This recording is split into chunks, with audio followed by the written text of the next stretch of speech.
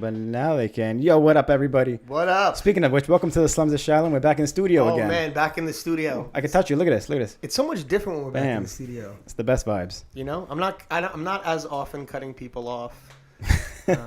You know, so it's good. It's good to be here, present with you in our native land of Staten Island. In our native land. Episode 123. 1, 2, 3. I know. Blading's as easy as 1, 2, 3. Some would say too easy. That would have been a good episode for Randy Spicer. That would have been a good Jackson one. 5. Damn. We should have did that. Damn, we should have planned better. We don't think sometimes. I mean, there's too much going on. Yeah. We're putting out the damn episodes. We're 123 deep, though. It's pretty We're doing good. our best. Thank you for sticking around for all 123 if you have already. If not, go back a few. We got a bunch in there. Yeah, there's a ton of stuff. Sometimes, like I said, people like send us a message like, "Hey, you gotta have this guy on. You gotta have this person on. You gotta have this person on." All the time. And I'm like, "Oh, we've had them on." Yeah. So just check Google the name of who you think and check Jump Street on YouTube, and we might have had them on. But and if not, let us know anyway. Yeah, we like suggestions anyway. Different people on too. But yes, episode 123, we have a very special guest today. OG skater, old friend of mine, super OG from the early days, and just still killing it today.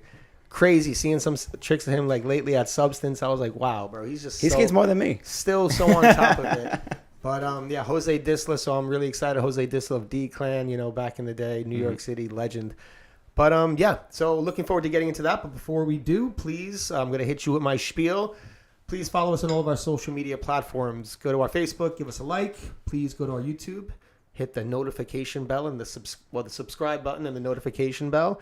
And if you like what you're hearing, leave a comment, share. All these interactions really help us. We have in iTunes, you can give us a 5-star rating if you like what you're hearing. You could write a review. And all these things really help boost us up. Like I was saying before with the algorithm, it helps us get on top and helps boost our thing. It's cool. Also, we have a Patreon. You can be a patron with us for as little as $3 a month. Wheel Scene suggested earlier this week that we're making something like $5,000 a month. This guy's out of control. I think he said 7 actually. This guy's out of control. Can we make $7,000 a month? That'd be sick. We're very modest. We started with $1 a month, but you could be a patron for as little as $3 a month, and your $3 a month gets you exclusive content. We have Inside Outs. Austin just did a new one on how to jump high. We have 3 pieces. We haven't put one out in a while, but we got to put one out soon. We do section reviews with some of our guests. We just did one last week with Louis Zamora and went through some old sections. If you haven't seen that episode, go check that out. 122, incredible. Mm-hmm.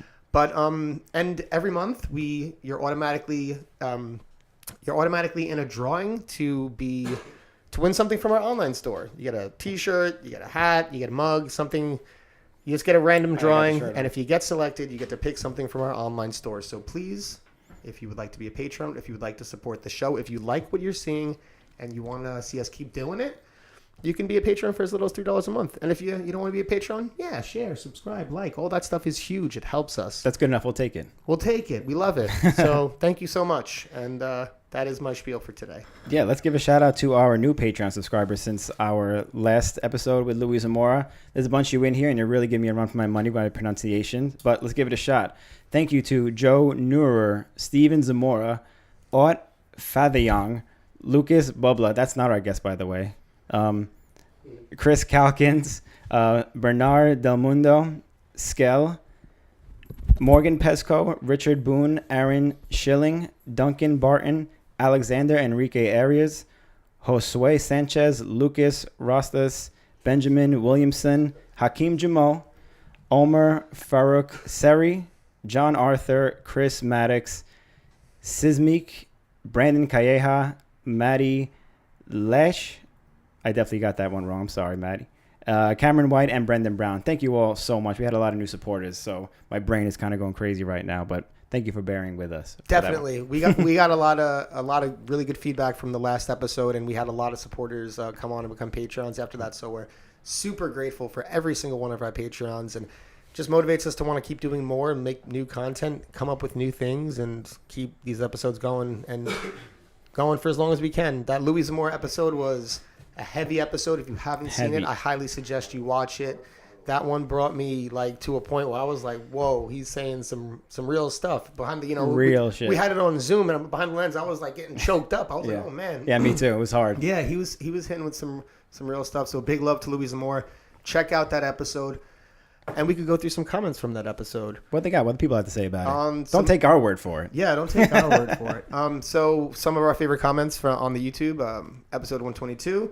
Shred City Skate says, happy tears. A lot of happy tears. Mental health is very real, and it's amazing to see our heroes talk about it. It warms my little black heart to see the positivity and support from people all around the world. Much love, Louie. Awesome to see you back. I couldn't agree more. It's Couldn't awesome. agree more. Mm-hmm. And another great comment was from Music and Randomness. People don't know other people's struggles. The happiest people on the outside struggle just as bad on the inside. This interview was truly great and inspiring. I'm glad you're back on your feet, Louie. We all truly love you and what you have done for rollerblading. Wow. It's a powerful episode, man. It hit a lot of people. There was, reading through all those comments too, everyone, you could tell how much it hit everyone. Like, it wasn't just us. I thought it was just us because we were like talking face to face with them, but a lot of people had very similar things to say. Definitely. So if you haven't already, definitely check out 122 with Louis Zamora, one of our best episodes yet. Moving on though, we have a WTF like we do every episode. This one also pushing my pronunciation. It's a Polish name by the name of Patrycja Najda, who comes to us, like I said, from Poland with this. It's not letting me show you Billy on the thing. Okay. But super cool line. It took me a couple tries to actually see what was going on there, but she has some powerful calves to get some heel rolls and toe rolls like that. Yeah, that manual control is the heel roll to toe roll is on its own. Yeah, I know you guys struggle with that on too, its specifically. Own, that's a mystery. But with the sauce at the beginning and the end, that's super cool. No, it's an awesome one. And I gotta say, man, good A for effort on the name. I will say I cheated on that one. I Googled how to pronounce some Polish letters. And there was actually legit a YouTube video on how to pronounce at least her first name. Nice. So I hope I got that right. I knew you did something different there. Patrycja Najda. I hope I said that correctly. But congratulations anyway for being our WTF of the week. Hope you all enjoyed that one. Nice. And before we get going, we just want to give a shout out to our sponsor for this episode, Blank. Please, everybody, if you haven't already, I don't know where you've been, check out the new Sean Keen Pro Model Blank Skate. I've been riding it on it for months now. I love it. It's available now worldwide in select sizes. More are coming in the summer, but your man Sean Keen himself will tell you from his own mouth. Hey, what's up? This is Sean Keen. My new Pro Skate is now available worldwide. Full sizes coming this summer. Go rollerblade. Go rollerblade. Definitely everyone check him out. Follow him on Instagram at Blank Rolling Products. Check out the website and everything. Link in the description below. Thank you, Blank, for sponsoring this episode. Be sure to check out that Sean Keen Pro Model Pro Skate. Get him. Yes. I believe that's it. Anything else, Billy? No, I think that's good. I'm very excited to introduce our next guest. Do it. Introduce him. So I guess without any further ado, do we get the sound in the background? Yeah, we'll get him going. All right. Jose, come in. So excellent, Bills. You gotta imagine a crowd of people at an IMYT being like, that's what's happening. I guess it doesn't play on our headphones, but it is playing. There we go. Hey, you guys. What's up, bro? What's up, guys? Long time no see. Long time, Billy. When was the last time I saw you? Was it this summer? Yeah, in it's town probably this summer? Mm-hmm. Yep. I see Austin all the time. Me and Austin at Substance. Yeah, Try to ride Substance, it a man. bit. It's an awesome little spot. I turned it into my gym, sort of. Yeah, I've been seeing that. Like you kind of like always, forever, even like from the beginning. And I feel like a lot of New York OG skaters, they like never really stop or quit. Like they're always like there, hovering, like a part of it, like skating, like every season, seeing them out there. Like, and you've always been like that. Yeah, I tried. Like, there's a lot of dudes that, from the beginning, we've always kind of stuck together. You know, Joe DeDentro. I know you're really close to Joe, so you know Joe. Ariel Saroon. Shout out to Ariel, Kelly. Awesome. John Ortiz. So there's a lot of dudes around my age that still skate heavy, that we still meet up and constantly try to stay young. You know, try to keep the sport alive. Try to, you know, do a little part. Keep it going, man. Yeah, man. Because it's, like I said, I kind of quit my gym membership and joined the skate No park. way. I swear to God. And that's That was why your I make it substitution? 3 times a week to the skate park. Oh, that's why you like force yourself kind of to go in. I didn't know that. That's funny. Late at night, I'm like, I'm here. That's Yeah, a you- workout, man. Yeah, man. It's not easy skating many, like at least 2-3 hours a day. No, man. Like I actually I learned that every time I go out skating with Miguel, because he's always like in the bowl, and I'll be in the bowl for like 10 minutes, and I'm like, ugh. Yeah. Shout out to Miguel. Absolutely killing it out there. Miguel's an inspiration also. He's one of us, one of the older generations that is, he'll take anybody out there. He's just Straight really up, put it yeah. to him. He was, like I said, I remember him back from when I was a kid. When he was in New York. He was like just come back from Puerto Rico and didn't speak much English, and was years ago, like when I was a kid, So Quick shout out to my kids. Hi, Jeremy, Poppy. Hi, Aria. I know they stay up at night. Sorry, looking the wrong way. They stood up just to say hello because I know they're fans of YouTube. My son is always watching somebody on YouTube, so you get to see your dad today. What's up, Jeremy? that's cool, man. Yeah. It's very cool. Yeah, you have your father, your great father, great kids. I haven't seen Jeremy in so long. Yeah. I want to talk with you personally, but I feel like that would be selfish. I need to open this up to the audience a little bit. So we've talked back in the day of like all these stories from like, if you watched our podcast, we like to go through the story from the beginning and everything, how it started with skating. And with you, we talked about back in the day before, you told me when you first met like Ryan Jacqueline and you saw him grinding, you were like, dude, what are you doing? You're ruining your skates. So Oh, no, I never heard this is like back in the day, early style stuff. So if you don't mind telling me from like when you got started, the beginning days, those early times, and maybe some of those stories of first meeting Ryan and seeing people grind for the first time. Absolutely. I think I come from an older skating background, so my parents used to skate back in the 80s. They used to go to the roller rinks and stuff, and they used to quad skate. So I started quad skating when I was, I can't remember, 3, 4, like Harry, my older brother.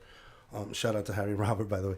Harry, Yeah, Declan. he'll remember a little more because I really can't remember. As I remember the rinks. There was some in Long Island, some out here in Queens. My parents were always into roller rinks, so that was my first experience with actually rolling, putting on skates. And so even when we moved to DR as kids, we used to go to this place called Mundo Sobre Ruedas.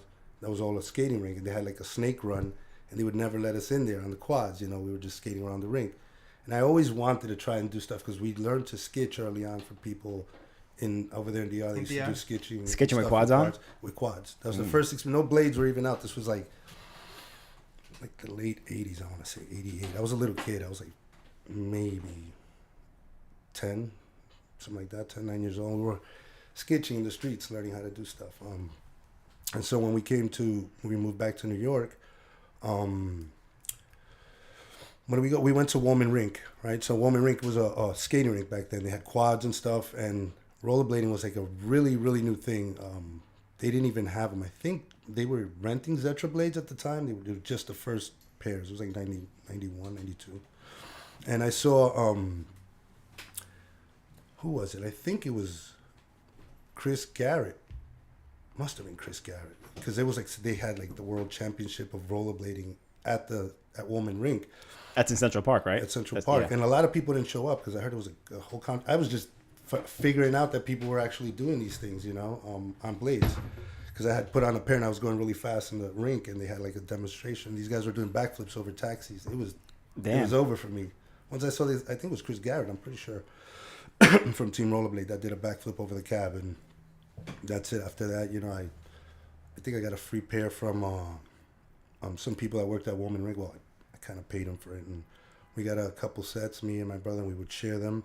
We'd go down to Flushing Meadow, and then we met some people that were putting like stickers and making them look real nice. New York, everybody always has the nice sneakers. They got to keep them clean, keep them fresh. So the skates, they kept them really nice, stickers on them, really cool. And we were into sketching and doing stairs. I'd go to Central Park, I think, on the weekends to see what the new stuff was, what people were doing, and most of it was jumping barrels, going backwards on stairs. And then I think, so we were in Flushing Meadow one time, and there was a skateboard competition. This is crazy because this is how everything runs full circle. Harold Hunter was there. So Harold went down, and Ryan went with him, Chris Henry, and I don't know who else. I think it was just them. But the only two guys on blades at the time were Chris Henry and Ryan. And so Ryan was doing backsides on the bottom ledge of that little stairs in front of the globe, and I'm looking at him, and he's just fucking up the skates, like grinding on the frames and like making that groove, and I'm like, this nigga's crazy. He's messing these things up. So I go, yeah, what are you doing? He's like, dude, I'm grinding. I was like, grinding? He goes, yeah, that's the new thing on skates. That's what everybody's doing, like skateboards. So I saw him doing backsides, at the time. And so I was like, all right. And then I saw he was wearing all little, I think it was skateboard wheels at the time, shaving down. He didn't even have wheels. They were on, I think when FR was becoming an idea, they didn't even have wheels at this time, I think. He was wearing boneless knee pads. I did see that shit. I was like, yo, look The at big those boneless knee pads. Yeah. Huge boneless knee pads. He had wide pants. He had a dope style. So I was like, yo, this kid he's good, So he's like, oh, we're always downtown, skating downtown. You should come through and check it out. And that's when I first showed up to the banks. I was like, I saw Ani there. I don't know if you guys know Ani. Yeah. So Ani was doing top soles at the time. They were calling them, what the fuck was it, Disaster Smiths? Farside Smiths. Yes, they were calling soul grind Smiths back in the day. Yeah, so it was like a Farside Smith, a Disaster Smith. I saw Ortega there. And they were already jumping on rails at the time, doing soul grinds and front sides. That was it, and back sides. So I was like, after that, I went back to Queens, and we would always go back and practice everything we saw. So I have to say one of my big first influences in skating aggressively and doing stunts was Ryan, Dave, Ani. Seen them in the park. I mean, at the banks for the first time. Yeah. I always thought that you were skating longer than all those guys. No, dude. I didn't know that. I mean, physically skating, like I said, I've skated my whole life. Skating. Yeah, but the transition into doing stunts like them, they were way more ahead. Like, they knew Nick, and they knew Shura. Shura McComb was also a big influence in my skating career. He looked out for me a lot. They were on Team Rollerblade in the beginning. They were like some of the only guys on the East Coast, along with Eddie Campos, that were on Team Rollerblade, and they saw some of the latest things coming up. So when Ryan and Dave and all of them were hanging out with them, they kind of saw the new things that were out in California. There was no YouTube, there was no Instagram. You couldn't just log in and see, We had to wait for a video for months to kind of figure out what the next things were, Crazy. Yeah, it's crazy to think about all that stuff from back in the day and be like, just before everything, soul grinds were called Smith grinds. Seeing people grind was just so far away from it. But what's funny is that when I first saw it, I didn't even ask what it was called. I started calling it a T grind because you kind of put your feet like a T. So for a while, I was like, yo, they're doing T grinds. I didn't know what it was. And then they said Smith when I went to the banks. Like, he's doing a Disaster Smith. I was like, oh, shit. Until you see someone do a Mizu, and then you're like, oh, that's the T grind. Exactly. That's the real T grind. I like how you said the stickers on the skates, to make them look nice. That's I forgot that we used to do that back in the day. Put stickers all over the skates. All over the skates, keep them fresh. And if there was a scuff, you cover it with a brand new sticker. So it looked really dope. You cover it with a brand new sticker. Everything was looking fresh on the skates. Like a Band-Aid. Yeah. But even now, you see now, everybody keeps their skates super fresh. They're doing clean. Everybody's looking clean and skating now. I like that. We were just talking about that, actually. It's evolving. Yeah, it's cool. People are starting to be a little more conscious with that. Do you focus on that, Jose? The way you look when you skate? I don't. As substance?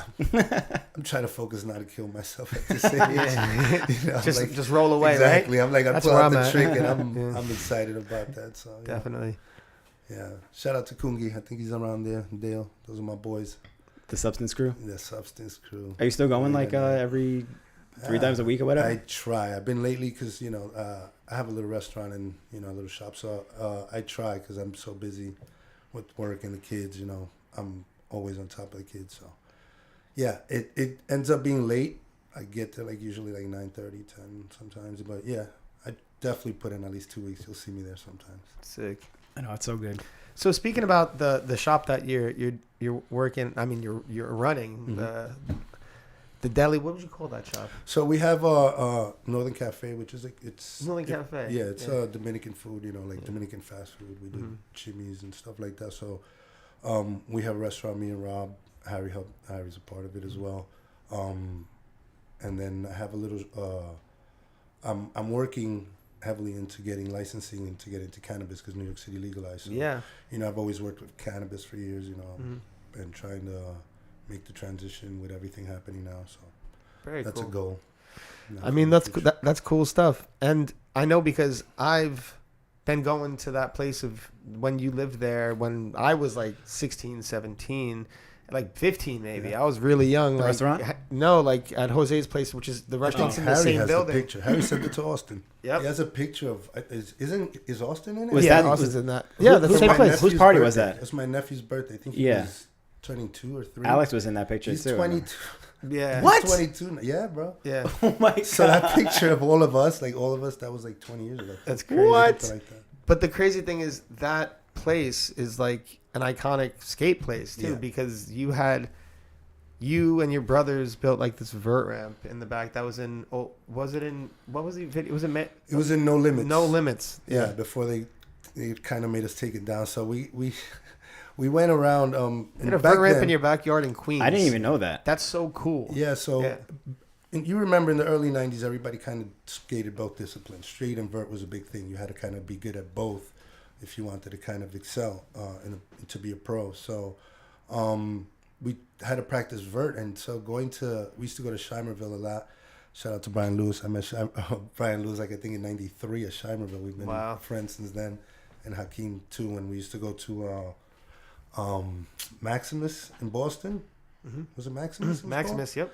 Yeah, I've known those guys since forever. So we came up, all of us skating vert in the beginning. You know, street was like a secondary thing, if you could believe that, because vert was the main thing you wanted to learn. You know, Yeah. Get on So- TV with some vert. exactly. Yeah. Always, you know, everybody or the money. Like if they were Yeah. gonna do a show, it was a vert show. Yeah. and everybody was impressed with vert because street wasn't really refined at the moment yet. It wasn't as what it's evolved to now. We decided to go to this construction site. At the time, they were building the Van Wyck. And we stole like a bunch of like the wood that they were using to mold Like an overpass the or something. base. Yeah. So we used all of that for the outer frame, and we all chipped in and bought wood to do the middle of the the brand new masonite and stuff for the ramp. And we had a ramp in Queens, and that helped us also bring in a bunch of people. That's how we met Joe, John, Ray, Dion Anthony, and Josh. When they first landed from Australia, they were in my house because it was no real everybody who came to New York basically stood at my house, even up until Demetrius up in the later years. But since we were kids, first time Fabiola came and landed out here in New York, she stood also. Ray called me one day. He said, "Yo, Fabiola da Silva just showed up," and she had just landed. It was '96, and it was the NIS in Queens. So she also crashed at the pad. There's always somebody at the house. You had Eric can ask Bailey my at the mom. place. Eric Bailey lived with us for years. Years? He came every summer for like 4 years straight, 5 years straight. Like, it was so funny because I was just thinking that he would be in the corner where they're selling crack and all kinds of shit, buying a beef patty and cocoa bread, just normal. His dad is calling like, "Yo, how's everything?" "It was good. He's outside chilling. I'll be right back." He was young, right? Yeah, he was 13. His pop sent him out there. His mom sent him out. He was like 13, 14 all the summers. 13. He from Idaho. Idaho. And he's in Corona, Queens in the 90s in the Dominican neighborhood. Yeah. During the crack pandemic. Eating the beef patties and the chimneys. Yeah, going down to Yep. Flushing Meadow with skating like a local with everybody. The just most going cultured. up to Bound. You'd be at Bound by himself sometimes. I'd be like, "Where's that?" He went to Bound. Like, he went by himself. He just lived there, kind of. I wonder. It's crazy. I wonder if that's like a New York thing that I guess people could let us know in the comments. To go to like construction sites and steal the wood and make ramps out of it, because Yeah, I we feel used like to do all that shit all over the place. Is that, Normal like, kind of little hooligan kid It stuff. sure for us though, but I wonder if that's like everywhere. Bill used it at the crib also for a while. Yeah. When I was like Bill was living there 16, for a while. 17, I was coming by Staying for back in the day. Yep. Staying for 8. Yeah. It's crazy. Brandon, rest in peace. Brandon Yep, Gutierrez Brandon. was living there for a while. Alex Nunez is my little brother. Because that was like a home. Like you and Robert and Harry were always like kind of like older brothers to like the younger skate scene. Like always like we'd be like we'd all be skating like Dustin and me and Mike and stuff. And like me and Dustin were like always like popped and stuff. And like Jose'd be like, "Yo, I got you on like a slice of pizza, bro, or I got you on some food." Like and we're like, "Oh, what?" Yeah, Hell yeah. I always dude. did my when we were like little young kind of kids. feel you like, the whole day on that one slice. dude. Yeah, the whole day. Like young kids traveling, like skating all the way, like from like Staten Island to Queens and Yeah. like back, and like just like with no money and stuff like that. Yeah. It was a good experience. It kept us skating, because the generations kept changing. a lot of the kids that I came up with, they all stopped skating. And I even sort of stopped for a little while because I was hanging out and doing crazy stuff. And then, when did I come back? I think when Brian and Hakeem were calling me, they started filming the one video because I had like almost a year that I was let's just say I was wilding out. Yeah, because I remember it was like VG16 where like Mike and Dustin had that section, and Jose had like the alley-oop topsail at the end. That was like when you kind of first started coming back into just a little before that. Yeah, like showing up. I think that was right after because I saw Louis' section. Shout out to Louis. That interview you guys did with him was amazing. Louis is the man. Yeah. Really close friend of mine. I like Louis. Love Louis. He's the man. But I had seen Louis do the VG section where that's still to this day I think one of my favorite sections ever. VG14. Yes, yeah, really good. So I was like, when I saw Louis evolving to that level, I kind of sort of felt like I was kind of staying behind. I was like, oh no, I gotta not because I hadn't been skating like that. I always thought I was okay, but when I saw his section, I was like, holy shit, is that Louis? Yeah, Louis was. Yeah, so Louis is. Yeah. I gotta say, even back then, Louis always been inspirational. So. Yeah, so you weren't gone for that long then because no, I mean I've always poked in. Like I said, I was come in and do a couple tricks. One of my biggest things to do is I used to frontside the triple kink at Queens of Flushing Meadow to go in. Yeah. Just to I do it and I be like, all right, I still got it, and then I take a month off. And that's like not a small rail either. It's good on the front side. Yeah. I won't do that shit. It's gone now, right? That. No, it's still there. It's still there, but I won't. I don't think I'll frontside. I mean, maybe push me up, try and.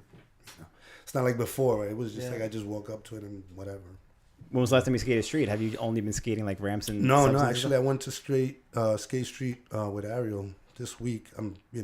I do try to still skate street. I've been dying to skate some real street with these mesmers because they're fire. So I got this rail. I showed you that rail by the house.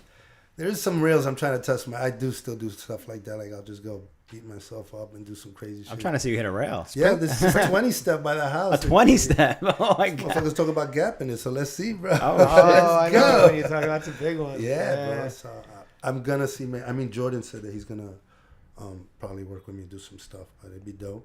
If you guys want to document it, maybe that'd be sick. 100%. Bro, break the internet. Hit him with a... Yeah. These big rails may not be, forever for too much longer. That's why I keep thinking that I want to slam a couple because, I just, my birthday was last Tuesday. I just turned 45. So I think me and Julio are the same age. I know me and Ray are a day apart. I think his birthday's the day after mine. So we're like a day apart, so we're trying to be the old ass motherfuckers. Yeah, but still doing it. I saw like a clip of you doing killing it, bro. He's doing some big things. I mean, shout out to John Julio. Yeah, them skates. He's doing some big things, and he's also another inspiration that I really look up to. Because it's matching. You got to look at you look at yourself. You're aging. It's harder to do shit. He's doing some really hard shit. Look at Randy looking like a teenager jumping. Still, yeah, I know. I'm gonna show up to California soon. I'm not gonna say now. I'm gonna show up to one of these sessions. I want to skate with these guys. Randy didn't skip. Randy's still going, killing it. Julio's still going, but also you too. Yeah. I saw a clip of you at Substance recently, like do a true spin alley sole on the coping on a damn really to forward, and I was just like I think Jordan sent me it or something like that. Chauncey was there killing it. These guys were bodying it, so I get hyped. On the street side of it, on the street side. That's always going to be a risk. A true alley sole on a quarter pipe. I need like a risky. The hip is always the hip and ribs. Dude, my hips are like one soon. I might need a replacement. Dude, I've been banging them things for years. Years on them rails, so but it's still seeing the guys. I understand how some athletes are now, especially older athletes. When you see certain, I'm assuming like basketball players or certain athletes that they are used to performing at a certain level, mentally especially, and then you see other people doing shit, and you kind of don't want to stay out of it. So it's really hard. You kind of put yourself in the middle, and then be like, why the fuck did I do that? Yeah. But I see it. I see how hard it is because I see some of these young kids do shit so easily, and it's becoming a little more difficult. Oh man, it keeps going. It keeps getting tougher, and then we keep getting older, and then to keep like accumulating injuries. So it's like this like challenge that's working against itself. But you know, like you said, you just got to make the adjustments. Go to the gym, like skating gym, like two days a week. Cancel your gym I membership. still work out at home, like my regular workout. I try, but you know when I get it in. But the skating is my main cardio for now. I really do, because I was running, it sucked. My knees, you know, my ankles, all these old skating injuries start acting up. So no treadmills, no. I was actually running and doing well running, and then I tried to do like the big wheel skating, and I started feeling muscles that I was. It's so hard, different, dude. So I do that in the summer, especially. I do a lot of big wheel skating. For real? I try to do that. Yeah. Oh, yeah, my 125s. I think I made a mistake on 125s. I think I made a mistake because they're fast. So body. You're like 7 feet tall on it. Oh my god, bro. So I start my my routine. I go around my house. I start skating, and there's some skate parks around the way, and I go to the local skate parks, and then these things do like 25 miles an hour. I mean, I wonder what a launch with these things would be. Oh wow. Yeah, it's not. It was They're not good at absorbing impact, That's the right? Like problem. landing back down. Well, you're so tall. And also what you're used to with like speed, like and being like over your feet, it's like different. And being 'cause an you're going extra faster. foot in the air, because some things are like they're high heels. You know, your ankles start to wobble when you're coming down. It was That's what 125 you said? 125. I think everybody was suggesting 90s and 110s. So Yeah. I'm gonna try those now. I just got the A on 80, so I plan on like hitting some ramps with those. But 80s is a lot more manageable Yes. than 125s. 125s is like another Dude, level. It's on another level. It really is. Even stopping, I hit. I think I got it in my phone. I think I hit 42 miles an hour down the hill with those things. I was riding next to a car. He's looking at me like he's looking next to me. I will say it makes me feel like a kid again. Like when you used to put on blades just to go fast. So I do get the adrenaline because I we also ride motorcycles. Me and my brother, we ride the big leader bikes, 1000. So. Oh my God, you and Harry are. Harry's nuts. Harry's nuts. Harry is nuts. He's taking it almost professionally. So. He's there. He's really. Yeah, I've seen some of his videos as well. But you too. You've been riding for like 20 years or something. I've slowed down since my kids. I haven't really been riding as much because I've lost a lot of friends riding. We used to ride at night really fast and really crazy. So, like I said, it's like adrenaline thing. It's chasing the adrenaline again. I got older. Skating wasn't as crazy as I wanted it to be. So you find a new adrenaline rush, and riding at night at that time with a bunch of dudes is fucking crazy, bro. Yeah. It's like a whole other. You get up at 2-3 in the morning to go out and ride. That's 4 in the wild. morning when traffic is dying out to go hard. So there's there's people that ride. Shout out to Jordan. He's a savage on his bike. It's crazy. Wow, My dude. nephew Julian is also really crazy on the bikes, doing wheelies and all kinds of stuff. Rob's kid. Get Shout this out guy to out him. of here. He's awesome, man. He wants to drink. Take a shot, buddy. You're super active for a 45-year-old. Like the way you skate and everything like that. I like that you canceled your gym membership. Actually, that'd be a top tip for Jump Street today. Cancel your gym membership. Yeah. Pick Just up go to them the skate blades. park more often. There you Absolutely. go. It's a lot tougher. Save some money. You don't have to do no crazy stunts. If anything, just lap the park a couple times. Just do a couple jumps. You'll be doing squats. You'll be doing lunges. You'll be doing all of that. Yeah. And it's great for the heart. Blading has always brought me joy and happiness. Always. It's always been about. That's cool, man. Mm-hmm. So yeah, like. Okay, so you got the vert ramp in the backyard, going through all these things, starting to get on these companies, FR, 888. You end up in a video, it's all good. Like these things. We gotta get on that. You know what I mean? Yeah, These are like landmark things. So I think they were influenced by the whole East Coast, West Coast thing happening at the time. So because That's it's a big funny. nationwide push, that whole energy. Everybody was doing that, which was crazy because we were definitely not like that, like I was really close to, Louis and Randy and Arlo and Brooke and all the guys. I was always in LA because my godfather, what allowed me to go to LA a lot was I used to work at Woman Rink and Alaska Rink, the 2 skating rinks in Central Park, and they gave my godfather a job in California where they opened a skating rink in, Los Angeles Sports Center where the Clippers used to play. Okay. So he was the general manager. They opened a skating rink. So he got an apartment, like a huge apartment in LA and shit. I've never been, I would had never gone to California, never thought of it, and he ended up like moving over there. So now I had family member in California, so I would go constantly. You know, I'd rush his house. You know, Definitely. it's always Right in the midst of always skating, you're over like, there. I'm going to California. Yeah, so that's what allowed me to go over there. And I used to skate a lot, but I was up in North LA, so I skated a lot with Carlos Casal and Alex Miranda, Aaron Cherter, rest in peace. Tracy White put us all down on 4Dub. We were like outcasts back then because we smoked a lot of weed, and back then, you know, it was like taboo with all that shit, you know. So, but I used to, you know, always hang out with Alex and Carlos and shit, and Tracy was very dope. You know, we was always down in Venice and stuff. We were on the north side. Everybody was more towards Long Beach, and you know, I mean, don't get me wrong, I used to love to go out to Escondido and hang out with Eric all the time, and I'd run into Louis and all those guys because they had the best parks and the best street spots. I would stay with Rich Cook. Great skaters too. Rich Cook was my man, bro. He was the first dude to put me on. He put me down on razors early on. I used to ride the Impact 300s. Oh wow, the Anybody Impacts. remember them shits? Oh yeah. Before soul plates, right? There was like no soul plate on it at all. I was on Impact 300. I got the first pair of flats. They weren't even called super flats. They were flats. The blue joints. The blue joints. I was testing them. Yeah, so I brought those back to New York. That was a fun thing all the time. When I was on Oxygen, I think they gave me and John some funky colored skates, like orange and yellow, like super bright skates. That's right. You guys were on Oxygen. These are like iconic brands. Yeah, we rode for Oxygen. At Pat Parnell, I think we went to, which is crazy. That leads me to, when we were talking about It's All Good. So, like me and Harry and John and all of us, we went already to the ASAs, and we were competing in the pro events.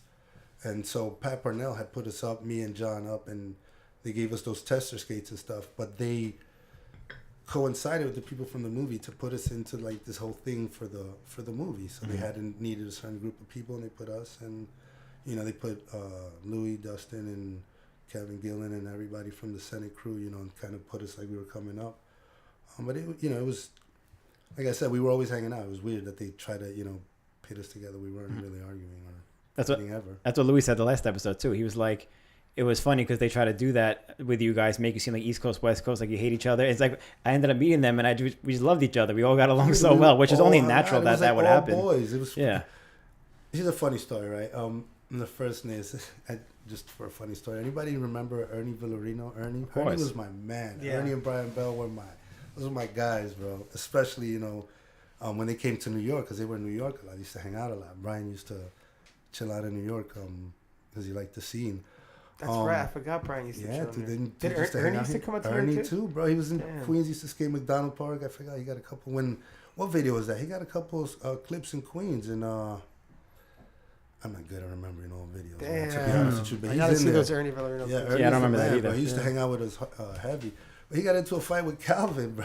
That's right. You remember over a slice of pizza? It was the funniest thing, bro. Like, you know, like we all hung out like it was boys. In New York, that happened? I think that was back in LA. Yeah. We were back in Cali when that, you know. But like I said, there was never any, you know, stigma between any of us. We all hung out like it was straight. But, you know, I guess because of the things time, happen sometimes. Yeah, that was funny. That's normal, though. Calvin ate his slice of pizza. He was starving, you know. Oh, he ate someone's slice of pizza? I think Calvin ate Ernie's slice of pizza, and Ernie was tight. So. Yeah. But, you know, it was like brothers. Like, you know, it's like us. You know how it is. Like, we were always like... When you're hungry, you'll see a bad side of certain people. But I'll take a slice of pizza from a New Yorker. Listen. Yeah. No, they took Ernie's slice. He was tight. Ernie was fucking... Yeah. But yeah, so that but they try to push that like narrative, that like West Coast, East Coast. It seemed like a few like narratives they were trying to manufacture a little bit in that, but still it was like regardless of that, like because it was like reflective of the time and like what was like the energy of the time. But it's, I mean, these are huge projects. Like, you know, I remember we used to go into like, you know, RIP Blockbuster Video, go to Blockbuster Video, and they had It's All Good in freaking Blockbuster Video. Like, I got to show my mom. That's like the equivalent of it being on like Netflix or something like that now, And yeah, my show mom your was mom and all stoked that. She came out in it a bit, so I was like, look, I got you in a movie. It was awesome. It's cool seeing all the behind the scenes stuff to all that shit too, because that stuff you never saw in skate videos back in the day. Like even like you guys as quote New Yorkers going to like I think it was Miami or something like that for the Knicks or something like that, and you're like in the hotel room like for the first time jumping on the bed and shit. Like that's exactly what happens the first time you go somewhere as a kid, you know? Yeah. So I mean, I have to be extremely thankful to them, to Jenny and her dad. They really took care of us. They, you know, showed us stuff that we would have never seen, you know, as kids at that age, especially coming from inner city and stuff. You know, they flew us out to competitions. You know, they took care of everything. You know, they were like really, really good at taking care of us and showing us that there was more out there. You know, that there was another life that wasn't, you know, in the city. You know, because even with sponsorship, especially back then, you know, you couldn't get everybody kind of to go. So they always had like the whole group, all of us going, even extra people that weren't involved, just to make everybody feel comfortable. So they were really cool about it. And we got to go on, you know, a bunch of competitions, a bunch of places we would never gone without them doing that. So very thankful for the experience. And it was very big for skating, I think, too, also, because, you know, it was exposure into the life of skating, you know, showing what can be done. At the time, you know, I think that was right before the Hammers came in, right before you guys came in and really fucking changed everything. That's right before Sheem and Dustin went nuts, I think. Right. That was a few years before that, definitely. It was 97 going into 98. When did Hammers like start?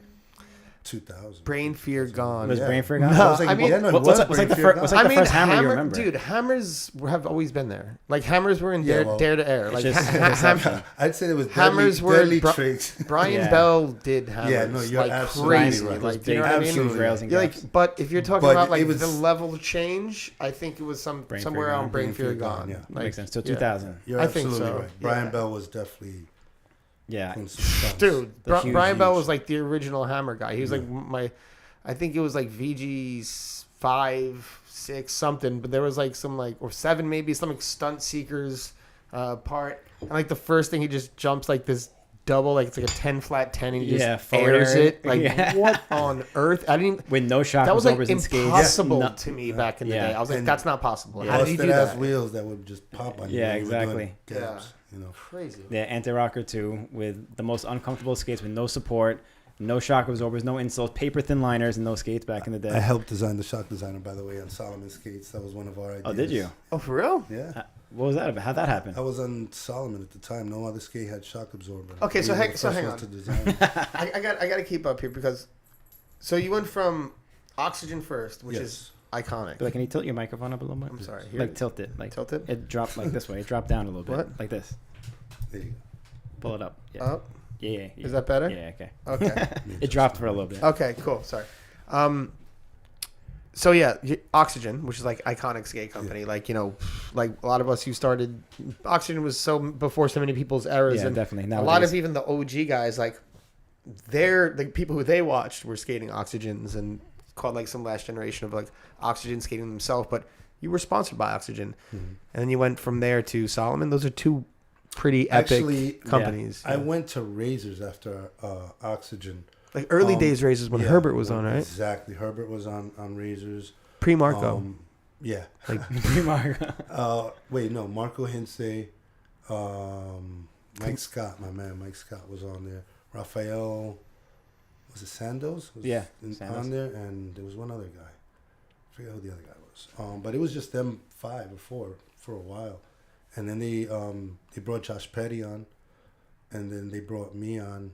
Well, they wanted to bring me on, so I was riding Razors. I was like on flow with them, and I was. They wanted me to join the team, but I told them that it was a package. If they took me, they had to take my brothers, and they're like, "Oh, we don't have that much space on the team." And Salomon was like, "Dude, we'll fucking rock with all 3 of you guys." You said it's a package. If you got to take, you got to take my brothers. Got to take the whole clan. The clan. So Razors was like, "Oh, we don't got space. We don't got the budget." You know, they were kind of like being a little iffy about it. So Salomon was like, "You know, Salomon has money." Yeah. They put us on a budget. They started paying us. You know, they put us on right away because they wanted to test the skates. They had brought some snowboard boots that they wanted to show us that they were considering making into skates. Wow. And that's what we were looking at.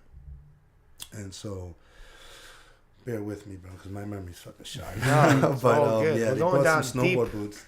Yeah, and they would come to the hotel in front of Central Park, and they'd stay there, and they would, we'd go in and sit down with them, and we'd look at the stuff that they were kind of designing. We would give them ideas, and they made the first couple prototypes. I remember I had like 2 different colored tan boots. One was dark brown, one was like light brown. And so they had these dope moldable liners. They were the first ones to do heat mold liners. That's from right. The snowboard boots. That's right. Custom fit, baby. Set around the tongue. Yeah. Mm-hmm. So, but they were so nice that when you land, you really bruise your heels, on the first kind of joint. So we told them, when I do this is bad. I can't even gap with these things. So they were, considering different things to do, and they came up with the little slide in, readjusted everything, and it was a game changer, bro. I started doing some of the biggest gaps I ever did after that. Yeah. Because you didn't even feel the heels anymore. I always had bruised heels and shit. I even still have problems with my heels because of that shit, but those are the they best. were the first ones. Those are the best shock absorbers ever made. I think. Ever. I think it's like unanimous. Everybody could agree on that. It's like the best shock absorbers ever made in that skate. That's awesome. They were pretty good, but Yeah. they were thick. But Yeah. I don't think they would work in many skates nowadays. But in those skates, they were. Yes, it was specific to that. It was also designed from the ground up, right? If I'm For that. yeah, for that because it was skating boot. specifically molded, like Yep. very. They did a lot of neoprene molding and a lot of like custom molding stuff, because they would make, I think, some of the best snowboard boots and ski boots at the time. Yeah. They were doing really well. Solomon could just like throw money at it. Yeah, make it the Fix the sickest thing. problem. Just like bro. Exactly. fix it, make it the best. Exactly. Is that how they got you guys on the team? Because did they come to you like, we don't have any skates yet, but we want to pay you? Like, was that if I'm it? not mistaken, again, I got to thank Shura for that. If I'm not mistaken, I think it was Shura that called us up that, somebody had contact. It might have been Nick. And they were interested. They wanted to talk to us and, about skates, about working with them. So, yeah, I think it was them back then, and it was dope because, at the time we kind of had a little buzz going. We were skating. We just got on FR, and I think in '96 I did really well in the NIS. I lost to Randy in Venice. So I think that's where I think there was a rep out there or something that saw it. It was something to that effect. I can't really remember, but Yeah. yeah, it was. We're really dragging you down memory. Nah, man, you're not, dude. I'm Yeah. sorry. It's just Nah, it's I all need a good. No, dab. you doing it's Yeah. awesome. These stories are I'm liking these stories. Yeah, me so. too. yeah, man. They're cool to remember. Especially those times like doing those things. Like even AAA. I think at the time we were writing for AAA. Also. Yeah. Oh yeah, Those freaking Triple 8 ads were so sick. Yeah. Yeah. Like I remember seeing those Triple 8 ads in box, and you guys, I was like, that is the most New York City shit ever. Yeah. Like like you guys are like playing dominoes Yeah. and Lower East Side. And then I think it said I think it was called like Alphabets. They were like Alphabet City because like that's what you call like Yeah. Avenue A, Avenue B, Avenue Yeah. C, Avenue D. Yeah, we were downtown Lower East Side. That was our stomping ground because there was a lot of skaters back in the day from down there. John was always in Lower Manhattan on that side, and not technically Alphabet City, but he was right. He was right there. Like LES still. Yeah. 20-something street. And then you also got Ryan. Ryan. Jacqueline's on 16th over there. Yeah. Danny, shout out to Danny in the gym. They're doing really good. Oh, Danny, yeah. There was a Crank. bunch of dudes. Shout out Crank, shout out to Brooklyn. Crank, Danny, Man. Jim. So a lot of You want to get in shape? Call my boy Danny Salazar, Salazar. bro. Danny. So these are also like again, successful skaters. Danny's a savage. He'll put on them skates right now and body, but he's about his business. That Crank gym is amazing. You Yep. see a lot of bladers in there. Oh yeah. A lot of people. So yeah, if you see the AAA helmets, the reason they bring the little towels now on the helmet was another one of our little ideas, our designs. We used to take our towels and cut them up and sew them into the front of the helmets because it was always coming down your face, the sweat. So now that they come with the fucking towels because it was our little thing. I think Ray came up with it. I don't know if Ray came up with it, but I know it was all of us. Like our little crew all had the little towel things on the helmets, and that was before AAA even made helmets. They only made pads, I think. ProTech was the big helmet. Yeah, thing at the ProTech was time. helmets. Everybody was wearing ProTech.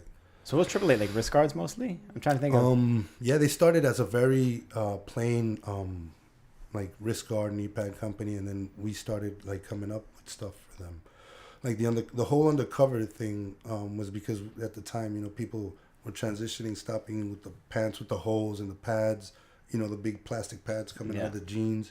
So we wanted to kind of wear pads that didn't mess up your pants. So we also took off the pads off regular big skates and knee pads, and we started wearing them. And 888 saw that and kind of did the Kevlar, and we were tearing our jeans, so they designed with the Kevlar so it wouldn't rip your jeans and shit. So those were all things that we also came up with that now is stable. Like snowboarding, that's huge I hear in snowboarding. Like it kind of changed the whole padding thing in snowboarding. That's why 888 is doing well, I'm assuming. I heard. It's crazy, like how, like, especially in the early days, like we all like influence each other, but like blading doesn't really get like that much credit. Yeah. Exactly. No one ever That's thinks what I'm about saying, because 888 is huge everywhere else now, and I'm like, Yeah. dude. I mean, they're just like look humble beginnings look at- with us. I mean, just look at how blading influenced like skiing. Like look at how blading influenced like what's happening in quad skating now. Look at how Dude, the mega blading ramp influenced was ours. skateboarding. Mini ramp? The mega. Oh, the mega ramp. Oh yeah, Yeah, but the NIST came up with it skateboarding first. directly, like it's such a huge influence on like how they went in magnitude wise in terms of street, because that was kind of happening and it was kind of opening the door. So there's like an indirect influence in all these ways, but Back and forth, because My opinion. even back then, and like when I used to go to Shimerville and stuff, the older skateboarders used to look out for us to try to teach us and kind of, because we were young, we're 13, 14 right, as a kid new in to a the park. skate park. Yeah, so they kind of looked up. Tom Boyle was a big influence to me. Rest in peace. He Skateboarder. Yeah, he was a big old school skateboarder. He taught me how to make twists. He was from Pennsylvania. He was one of the older dudes on the ramp, and he used to fucking do some big stunts, man. He was my man. And he used to always look out for us because, he couldn't understand a little 13-year-old, 14-year-old with like a 17-year-old with barely with a license or making it out to Shimerville, Pennsylvania to skate, So, he was always give us pointers, look out if anybody tried to mess with us. That's cool, because I know, especially like back in the day, I feel like we didn't have as much of this experience in the city. Like there wasn't that much of a divide between skateboarders and bladers in the city. Like you said, like Harold Hunter was rolling up with Ryan Jacqueline skating. Harold was always a friend of rollerbladers in the city. We were really Big close. time. Dustin lived with Harold. Like I stayed at Harold and Ron's place for like and Elijah and all of them for months at a time. But so it's cool to hear like the Tom Boyle thing. But were there some issues back in the day when like going on tour and like some? All the time. Every time you kind of left New York, it was kind of crazy. People try to, sort of mess with, rollerblading, the skateboarding community. And I'm not to say, like I said, not all of them, because there's a bunch of cool dudes that I came up with. But, just some of the knuckleheads from the local town. So we used to fight a lot at the skate park because they didn't know who they were messing with. They come and try to pull that shit on us, and I'm here to skate. I'm not really here to play, with these kids, and they try to act funny. So they end up catching up with cans real quick. So there's a bunch of parks. We got into a lot of fights. At one point, it was getting so bad. I think Arlo and Senna was gonna sponsor like me, Bergeron, and I forget who else that were really always fucking fighting to go around, and just tour and get into like these scuffles, and I never went down. It was too crazy. That's such an but Arlo there was marketing an tactic. idea, yeah, That's a pretty. to put in to make an impression, sort of, like to kind of give it. That's not a to fuck pretty. around. That's a pretty like serious idea. It is super serious. Well, back That's a then fight it was club. a lot more. Yeah, No, a it's fight like, club. it's like you put, specifically like let's go. you put out Yeah. some people who are like, great at skating, great at fighting, and just send them to all like the most like hesh skate parks and like just like basically like let it happen. Everybody jumps out of the van. A Jump couple right in people the put their middle. skates on, and you're just standing there with your sneakers, like, "Yo, Jose, don't you got your skates?" Like, "Nah, I'm good." That was good. Yeah, I mean, there was one time we were in Chicago. That's work though, bro. We were there for a That's trade work. show. It was me, Ryan, like it was a bunch of us, and we got cornered by it was like 100. It was a lot of fucking skateboarders. I mean, we didn't. He was with Jacqueline too. Yeah, Ryan, me. Jacqueline's no chump, but he's not really handsy like that. We were outnumbered. No matter how No many matter hands what. we were gonna throw, it No was matter over what. for us. Right, But yeah. if Ryan, I mean, we were still acting hard. I mean, we was young and dumb. Then New York. It was gonna be over. Never say die. Thank God Ron had a head on his shoulders, and he happened to mention his brother, and it got us out of some fucking. We were gonna die there, I think, that day. So. For real? Oh yeah, bro. Where, Like, Shimerville? No, this was in Chicago, bro. Like in Chicago, we were in the city. We went for a trade show, so we were downtown Chicago. We're like, fuck it, let's go street skating. Find new rails and shit. We're out in somebody else's town skating, and we run into like we turned a corner and there was something like, it was a lot of fucking skateboarders, but it was like hood skateboarders. The minute they saw us, they fucking made us, surrounded us, made a circle around us. So it was pretty crazy. If we didn't talk our way out of that one, it was gonna be pretty bad. But for what? Just because you were skating? Yeah, just for skating. They're like, get the fuck out of here! Fuck out of here! You don't belong here. I'm like, fuck you, motherfucker. Yeah. And when they started coming, it was like, oh shit! They were around the corner. And, like, we didn't see at least another 50 or 60 of them that were skating like another ledge or something. When they came around the corner, it was like, because it was like 10 of us, 12, so like whatever. It was like 15 of them. But when they kept coming, it was like, it was a lot. It was a lot. I mean, there might have been a little competition going on or something, like a skate comp, because there was a lot of them, bro. But, unless they beat Arlo to the Fight Club idea. Yeah, well, no. Maybe they heard about it. Yeah, they heard about it, and they were like, get the crew. Yeah, get them early. Yeah, but no, shout out to Ron. He saved our asses on that one, because that would have been ugly if Ron wasn't quick thinking. And Ron's always been good at talking his way out of situations. Ron is our mentor, man. When we were on tour, Ron is another guy who always looked out for us, because Ron's very smart. He's always been around. He's a cool cat. One of the original FR guys. Yep. Speaking about FR, I got to ask this question. He's going to ask. I got to ask this question. Go ahead. We've asked it before. We've asked it before. We got to every FR alumni. We got to ask, what can you tell us about Altitude Lou? What can you tell us about? Shout out to everybody in the chat. I'm always on the chat, and I hear this question all the time, and I've never commented on it because I've never heard of Altitude Lou, bro. And I mean, I've always been around. Like, I don't know who he is. Nah. That's a good one. I might have to go into. I have to ask Shura. I'm starting to wonder if, like, Ryan. I'm starting to wonder if Shura and Nick would definitely know. Sure. Right, well, but everyone that we've presented this Ryan was the one who started. Ryan and Ortega. Those are the two who. Oh, so Ortega did confirm. I don't remember exactly. It was the same time though, because we had him on the show like right after Ryan, and I think Ariel confirmed it also, but Rawlinson was like, no way, no one ever existed with that name. Like, well, because Rawlinson, I'm assuming he remembers, like, because there was a beginning FR. Like, I don't remember the original dudes, but I know Shura was originally on it. He's like, do you guys know who Shura McComb is? No. I don't.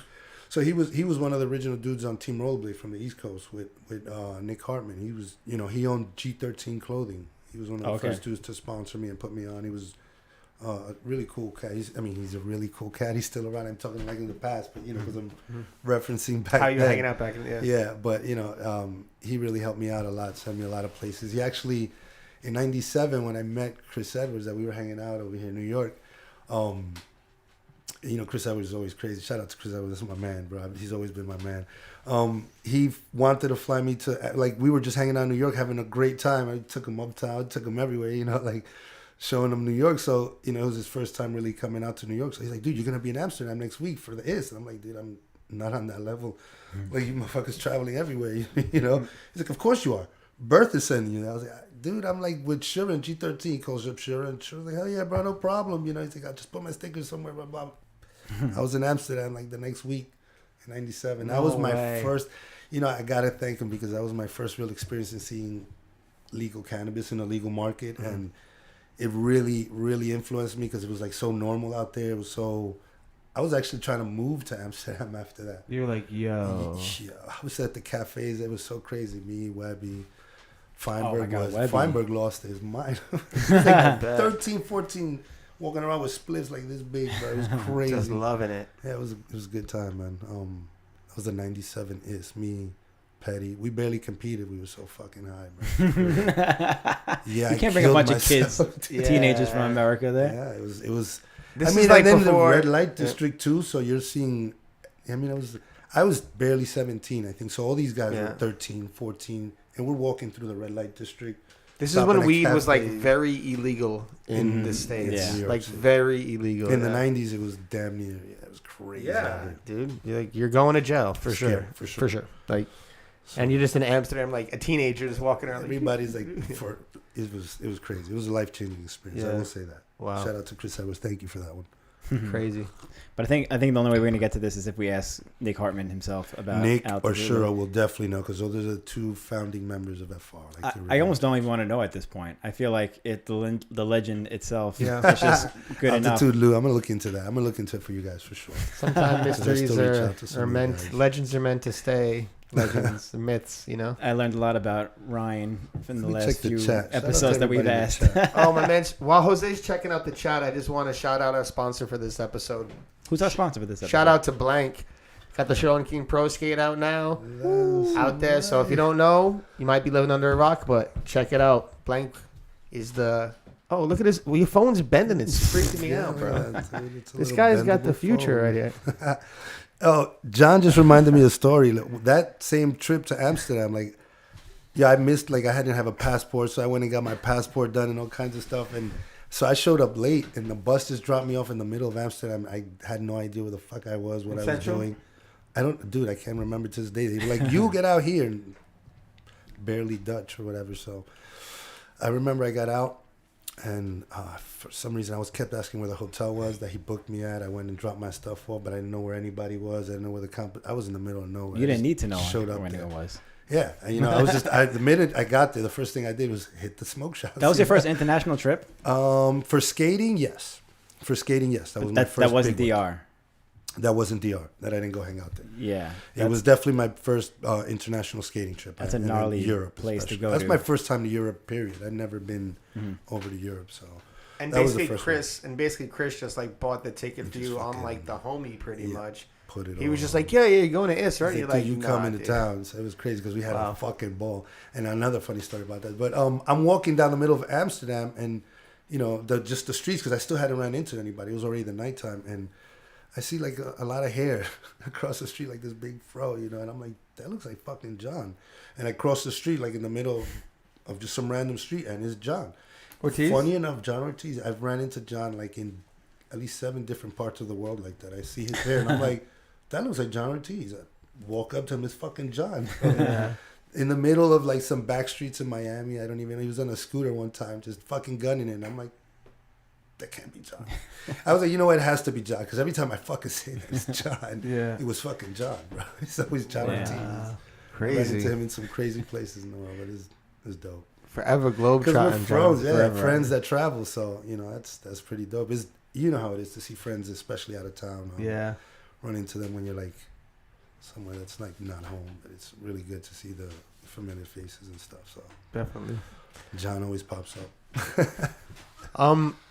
So from that, I'm curious, from that like skateboard beef back in the day, because you've been around for a while and like seeing like cool skateboarders, all that like stuff, like where do you think it's at now? Like what's your like experience like going to Substance, because that's like skateboard. Yeah, dude. One of my homies is Dan, bro. That runs the park. Yo, he's fucking awesome, bro. Like that whole stigma is kind of like an old thing. That was at least still here in New York. Like I don't feel that at all in any sense anywhere. You know, I don't feel that aggression. I mean, I haven't been anywhere outside really of New York lately to skate that much, but not here. Oh yeah, Substance is like a at all. perfect example of Yeah. that too, because that's a skateboard We roll park. together, yeah, and we all skate and chill together. You know, we've gotten older now. Nobody's really doing that stuff, and you know how things are now.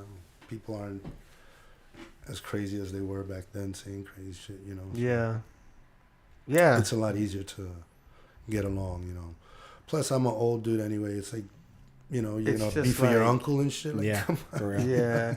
Yeah, it gets to the point where it's like, yeah, just, I don't know, worrying about other people too much is weird. Just know? go and skate. Yeah, Just it. worry about what you're doing, man.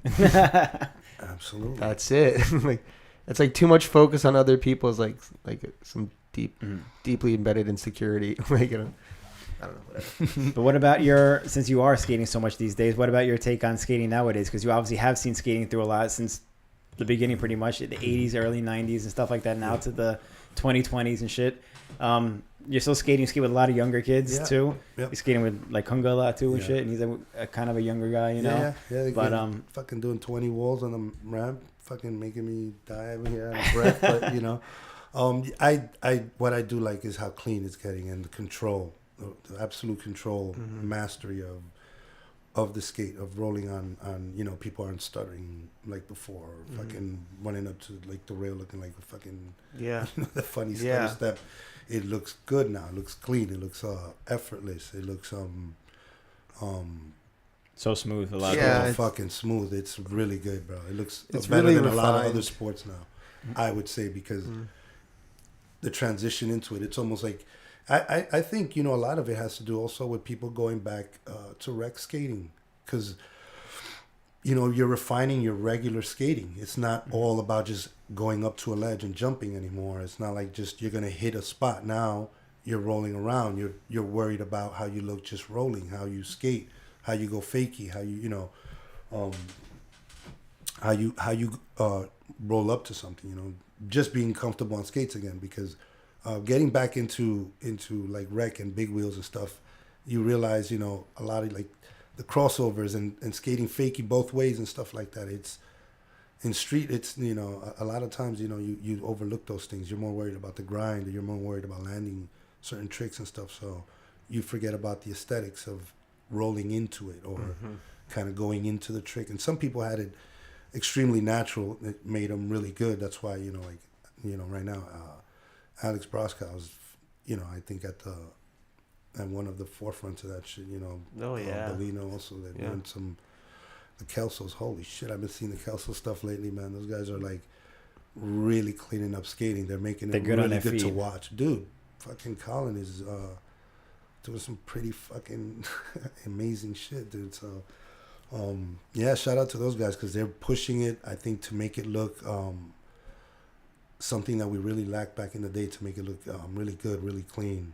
You know, now it's becoming, if you really don't know how to skate for real, you can't just show up and think that you're going to, you know, because I don't know if you remember back in the day, a lot of guys would just come and start doing some hammers and start doing some shit, and they weren't really able to skate. With the skating part of skating. How to skate. You know? No. So I now, can relate. I was one of those people. But you had, because you see, like you're one of the people that had that natural thing that just worked for you. You didn't have to try too hard. No, but I can relate, like, going easy to the spot when you can skate and you're a grommet and you're just like, oh, I'll Throw jump yourself. off I'll the do some biggest crazy thing, you know, even though I can't skate. Yeah. That really. shit don't matter Yeah. nowadays, you know, because That's people not get gonna on the cut it. smallest Yeah. curve Yeah. and do the most amazing Right. fucking shit, you know, and it's, I like that, you know. It doesn't necessarily have to be, You don't have to 30, take that yeah. giant risk in Absolutely. order To like, make it look- Yeah.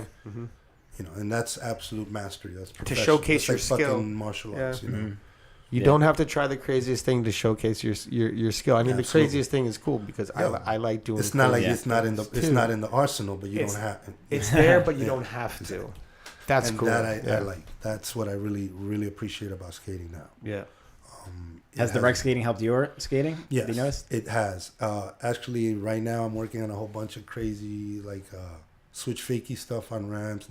I mean, it's all back to the fundamentals, but I like to think it's really hard, basic shit. You know, riding switch fakie, turning switch on the ramps. You know, some people find it easy. You know, Australian guys do 720 switch and like it's nothing. You know, but you know, for some of us going on to transitions and riding fakie and doing switch stuff, getting back to the fundamentals. I don't mean just doing it, because I can do it, but it looks ugly as shit. You know? I want to do it the way I do it natural, you know, make it look very natural both ways. So I'm back to the super fundamentals, and I find it a lot of fun, you know, to really clean it up. A lot of stuff that I didn't pay attention to before, I really, you know, kind of look at now.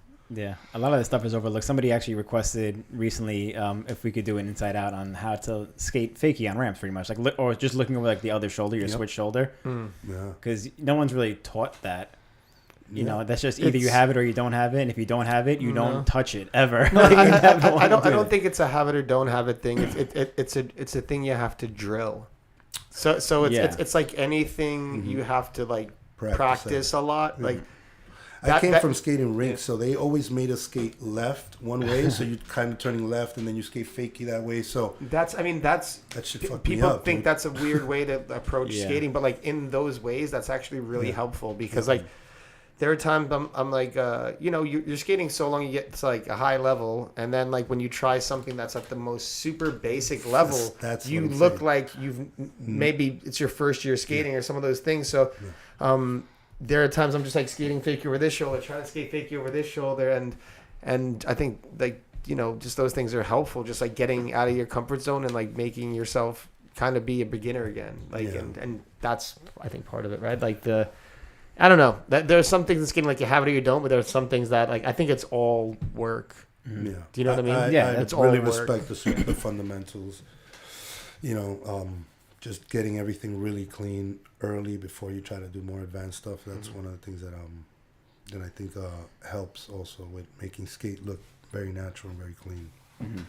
Like Dominic was saying in that one episode, it's like in the one episode, because I can't think of that. And then one episode with 119, 120, I can't think of the whichever one, but it's like the start to the end of the trick. Like, you know, I think we were really trick focused back in the day. It was just the trick, because everyone was like dying to like get like, I want to be the first one to have never done this trick or invent this or trick. just so many switch ups or something. Yeah, or do something, kind of get this, be new in this way. But like, no one was like focusing about the whole skating aspect. There wasn't as much reward behind that. But now I feel like it's like a whole cohesive piece, which is more fun. Yeah. I see Mike in the chats. I just want to say that I'll still grab Mike and Louis and body them in Street Fighter any day. Don't even try it. Oh, wow. Here we go. Calling him out on the podcast. Dude, Louis and Mike used to go battle on Street Fighter. Ridiculous. Yeah, those are my guys. I didn't know you were a Street Fighter guy, Jose. Oh, yeah. My whole life.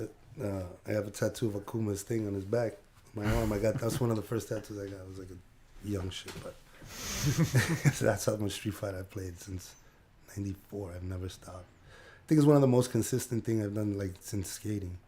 Street Fighter and blading. Yeah. Street Fighter. There's a few of us, like I said, you know, Mike. Louis. If we're going to talk about Street Fighter, who's your top 3 guys you fight with? Top 3. That I use? Ryu, top 3 guys. Ryu. That's a classic. And Guile. Those are my guys, original. Guile? I keep it original. I keep it, you know. Blanca was my guy, though. Well, I was going to say Akuma, obviously Akuma. Right? Yo, Blanca was like kind of like a little cheat guy. character. Yeah, like he we were was. playing Blanca in like the back of the store, and you're just like pressing down and the button to make him like electric or whatever. Like everyone tried to jump kick into I think that's him. why I played him too, because I didn't know how to play Street Fighter. I'm saying like that was like a really good beginner character. Yeah. You know, playing Blanca. Yeah. Entry level right there. Yeah. It has a lot, you know, it has its own thing with blading, Street Fighter. There's a lot of bladers that are into. I think Robert and Eric used to play heavy too. If I'm not mistaken, Robert Livanos and Eric Shrine. I can see It's that. like a thing. It was a big. I know they had their crew down there that played a lot. So, and Mike transitioned. I think he started here and went over there and kept playing. But yeah, it's always followed us.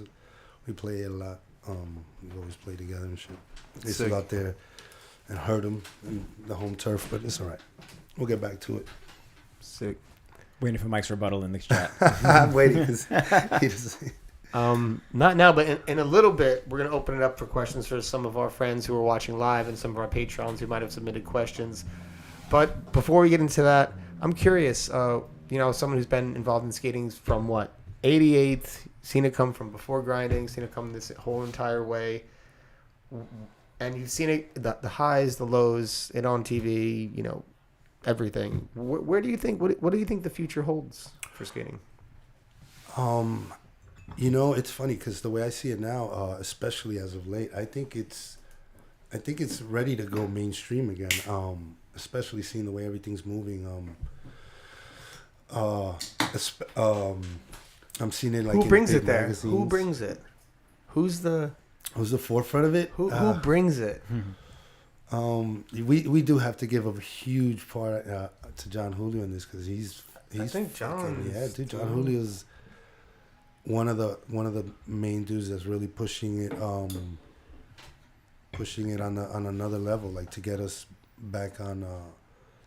You know, not that we need to be on any other level because we are our own thing. You know, we don't have to sort of prove anything to anybody anymore. Nobody's children, as Jan said. Exactly. Yeah, right? We're not anybody's kids anymore. We don't have to prove anything to anybody. But it seems everybody else wants a sort of a part of it. You know, they want to be a part of it. So Right. It's good to have now a good foundation, people who went through it, who have been through it from the beginning and understand it, have respect, complete respect for skating itself, not just trying to get, you know, a buck on it. And you know, because when it started, I think there was a lot more big companies and corporations that were heavily involved. And it's finally been broken down to, you know, other heads involved, kind of pushing it and making the change to like skateboarding did, where we're more in control of our own competitions, our own exposure, our own, we make our own decisions now. When I think early on we were manipulated a lot more. People made decisions for us. They kind of saw what they wanted to portray us as and put us out there as.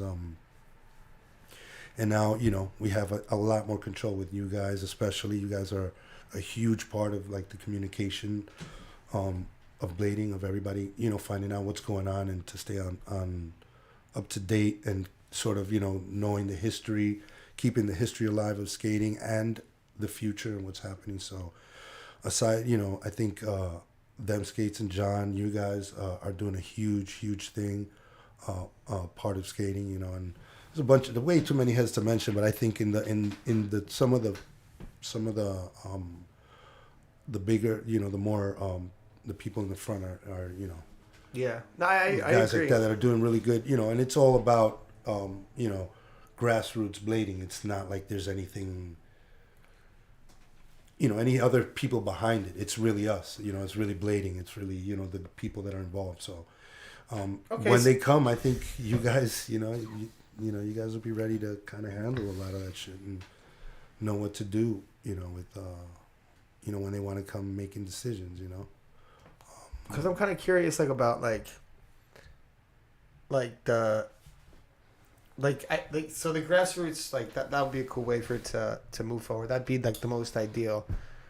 But if it did get in some hypothetically big thing, X Games Mainstream. comes back, it's in the Olympics, where do you think it's big freaking mega ramp stuff? Do we even have the vert skaters to because there's so many guys in the street, and then there's all these new young kids. So do you think there'd be new ramps that fit skaters, or I don't know? It's interesting to think about where it could go, because it has it could go a lot of different places. I think the Feast way is the easiest way to go. Mm-hmm. It's the BMX sized ramps, and a lot of people are doing bigger airs with the big wheel stuff. Mm-hmm. I don't think I know it's not my thing, it's Jose's thing, whatever. But but you're absolutely right. the way I was that gonna agree with you, X Games have skateboarding on the smaller ramps and stuff like that. I don't think that is a way to get out there with the mainstream stuff. The Feast way does it right, I think they're doing it or huge. vert ramp stuff. Right. If Yeah. we could get some vert ramp skaters, Something like Fees or the way Winter Clash is holding their event, which is, it's almost like a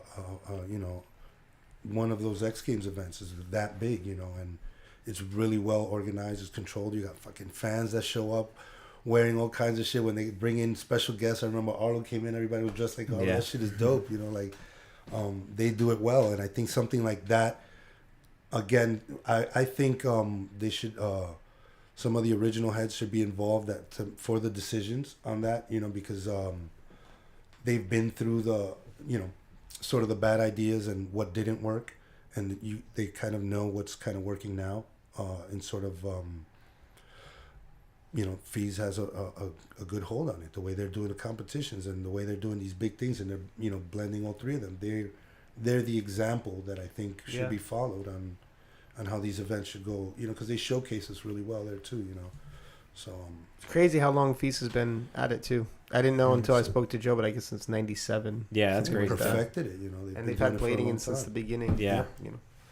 So I think the way they're doing it always, maybe some of the courses I liked what I saw. I think was in Thailand when a couple of teasers. My guy right here, he's back. I told you he'll jump on you. Yeah, he's cool. But yeah, the way I think they were doing somewhere in Thailand. They was having some competitions over there. It's on TV. Asian X Games? Yeah, wasn't that Asian X Games? I don't know if it was, but I know they do Asian I X know Games. I think it was. They usually have, they have a bunch of stuff going on in Thailand. I know they hired Richie to be the national coach for the. Well, they have a team, don't they? team, They have yeah. an international And I'm not team sure- or a national team. I'm sure they must host some events to some extent with that, Yeah. But I know the Asian X Games is generally China, right? And then I don't really they had know. the big event in Japan that was $100,000 that Soichiro won. Was that a one-off? Wow. Yeah, I think so. I mean, I think it was a one-off. They used all their money on. They gave all their money to Social. They had no money for the next year. Yeah, I think it might have went on, but without blading, I'm not sure. Oh, okay. Someone in the comments fact check me on that. Yeah. I don't know. None of us know that. Yeah. Yeah, no, so I honestly think that's a good structure for for I guess televised events and stuff like that, because Yeah. I still do like the grassroots small competition where everybody meets up. It's still, you know, the Bashi pop off, and stuff like that, because those are really Pop good. off. I like that. The pop off. Yeah. Pops off over there all Pop the off time. at the pop Yeah. off. Pretty wild over there. Yeah. So yeah, I think, you know, we still have to have the smaller competitions like that to bring people up through, you know, through the AM type thing to get them recognized. But for a structured event, I would think the way those guys are running it would be best, because it has worked for so long, you know. Yeah. And Totally. they build a lot of ramps catered specifically to, you know, kind of like blading as well, you know. A lot of the ramps that when we were coming up, it was, you know, for other sports, you know, it was more like biking. Right. or You skateboarding. like had to adjust to that. Yeah, exactly. And, Yeah. yeah. Well, I That's think that's kind of what I'm saying. Like, I'm wondering like when if it ever comes to a point where it could be like blade specified, it could be really interesting what is possible. But I Yeah. agree with you. Like, I think a lot of it would be like bigger BMX style kind of runs. Yeah, I and think things because like that. I could be wrong, but I believe I heard that the feast ramps that we skate on are BMX ramps. Right. I think that's like there's a skateboard one and That then makes there's the BMX one, but the rollerblades go on the BMX Mhm. one, which is the Transition. better of the two options. Yeah. But you are right too. It's like Yeah. if there was the third option for a blader Mhm. course, like what would it be? That's interesting. Yeah. I mean, I built a lot of courses in my time. I helped Right. build, Yeah, you're a ramp builder. Chelsea. I helped build Oil City, Underground, come on. Unique Oil City. underground. That's Oh, right. Underground. That was mine. That was all mine. Anybody skated underground, that was me. Mhm. That shit. That's right. The NYC Street Invitational. The Invitational, yeah. Dude. B Ford, Yes. Hakeem, myself, Brian Lewis, Breaking Night, Robert Brooklyn, came Robert. down. Yeah, I mean, Rob, yeah, was Robert- Rob around? Rob No, around? was it Harry? Rob, Am I Harry and tripping? Rob. Harry Yeah. always helps me. Yep, Harry. It was Harry's my Harry guy. came Harry always down. helps Yeah. me build around. Rob too. They always come through. But Dude, Harry and me have always guy, like dude. Yo, put it together. You know? First of all, Fucking huge build shout it. out Harry. Like Yeah. he's the man. Like, and I know he's like busy with his family and doing his thing, but Yeah. he's the best. Yeah, Harry's, Love that guy, and huge shout out Robert too. Yeah, father figure. Harry's always been, you know, the one with the head straight on. and Right. Looked out for us always. You know, he was an older guy. Not the older guy, but he's only a year older than me. But you know, he was always the responsible Yep. because I'm Smart you know, me, older I'm brother. wild. So yeah, shout out to Harry. Shout out to my nephews and my godson, Ryan and Justin. Love you guys. Oh, yeah. A little shout out. I'm a family man now, so you'll be hearing that shit all the time. So, Well, now you're a YouTube superstar at home. that's right. Little They're guy- little YouTube guy's lovers, eyes. so they get to see their uncle on YouTube. You made it. You finally made it. That's it. I'm on a YouTube show. Was it true that I mean, you said it before that did rollerblading bring the mega ramp to the masses? In Yeah. this, was that really the first time a That's mega the ramp first was time ever? I think Rob still has. I think he took third place in the first mega ramp comp ever. Rob was just fucking a natural to that shit. So my younger brother, I just ran into it in the basement or the attic or some shit. I found it. But yeah, I think it was in '97.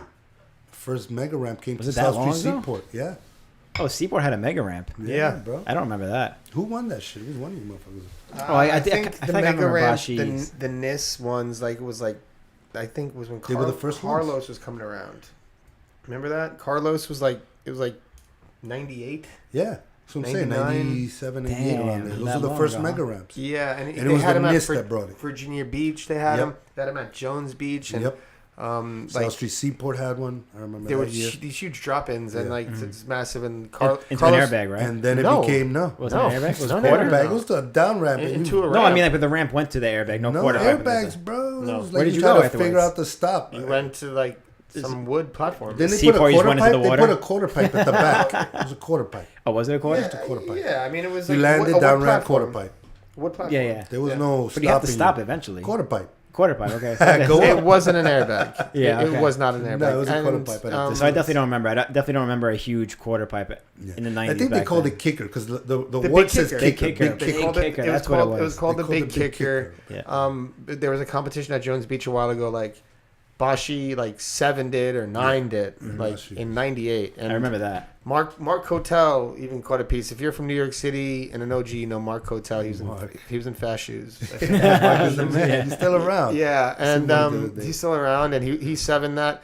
Kelly jumped it, and Yeah. before Kelly landed it, she ate it. I tried it, and I was such a street guy at that time. I just dropped in. I just went straight back onto my back on that thing, and I just got the wind Those are knocked the out of me. First Oh, mega that's I so was ramps. scary. finished, and Carlos Pianowski was dropping in fakie Carlos was coming and fakie backflipping it, which was like dropping in that fakie alone. Yeah.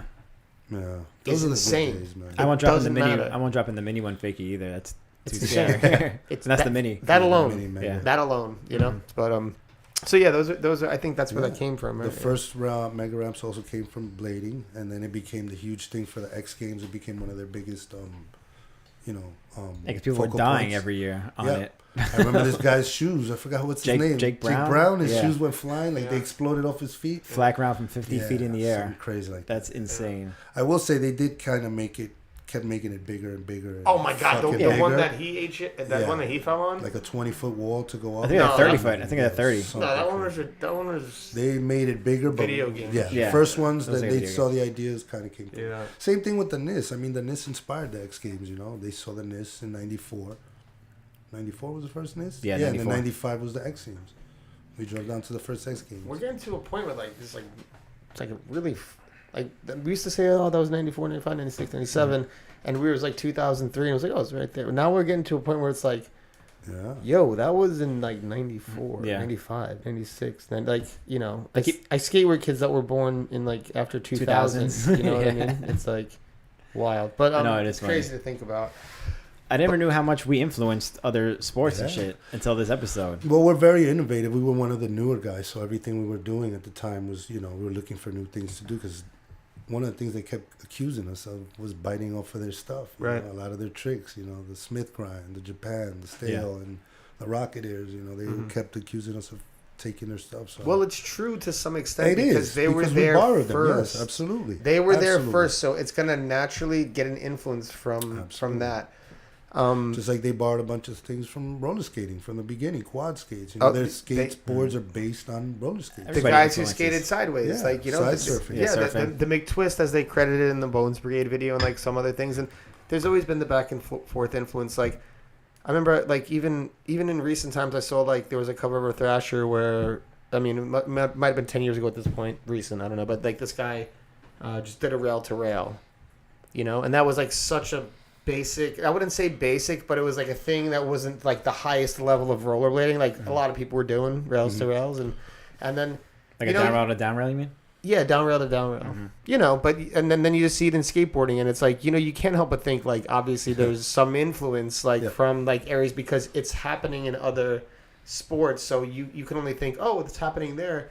Is it possible here? Yeah. And that just is like a constant cycle, and you can be like possessive of those things, like that's ours, man, that's ours. Or you can just be like, oh well, shit, this is It's cool that you this did is with the it. world that we like live in, and we're like constantly influencing each other, like in all different kinds of ways artistically. And you draw inspiration until you have something that's your own. Like whether you start playing guitar or whatever, you don't come in like this is my original style. It never happens. Like you have to find it from somewhere and then develop it into that. So I think it's just like the attitude in that. Yeah, I think so. Also, I think that because blading was also so new and such, there was like so many young kids doing it in the beginning. Creative minds always, young kids. Young people always come up with something incredible out of nothing. When you're young, that brain is always constantly, creating and making new things. And you you have see no the fear. little twins; those girls coming up with new grinds that nobody's ever done Yo. before. You thought it was done. They have like 5 tricks under their belt already. Yeah. They're not Yeah. even double digits Yeah, yet. look at that. They've been on the That's- WTF of the week like 3 times. Yeah, they're like number Yeah. 1 on the list with like crazy. Tree Hard to Tree. compete with them, man. Shout They're out doing Roller something. Skate Twins. Yeah. They're the best. Absolutely, yeah. They're killing it. I think in a second we're gonna open it up for questions. So if anyone's watching live and you have questions, ask them now. But before we do, I have one more question about the New York City skate scene and its significance. Where you see like the future of that going, like the OGs. You still seeing yourself be a part of it, like Joe DeDentro, like John, and like everyone's been around for so long, and the young guys are coming. Like, where do you see the future of the New York City skates? And they got the Boshi Pope skate off, and Jordan's been around. Yeah, Jordan is a big influence in the Huge. New York scene. Those guys are doing a lot of good things for skating. Constantly calling you, to come out, motivating you, doing events, even like Skate and donates old skates to send out to other places where people need skates, like in DR and stuff like that.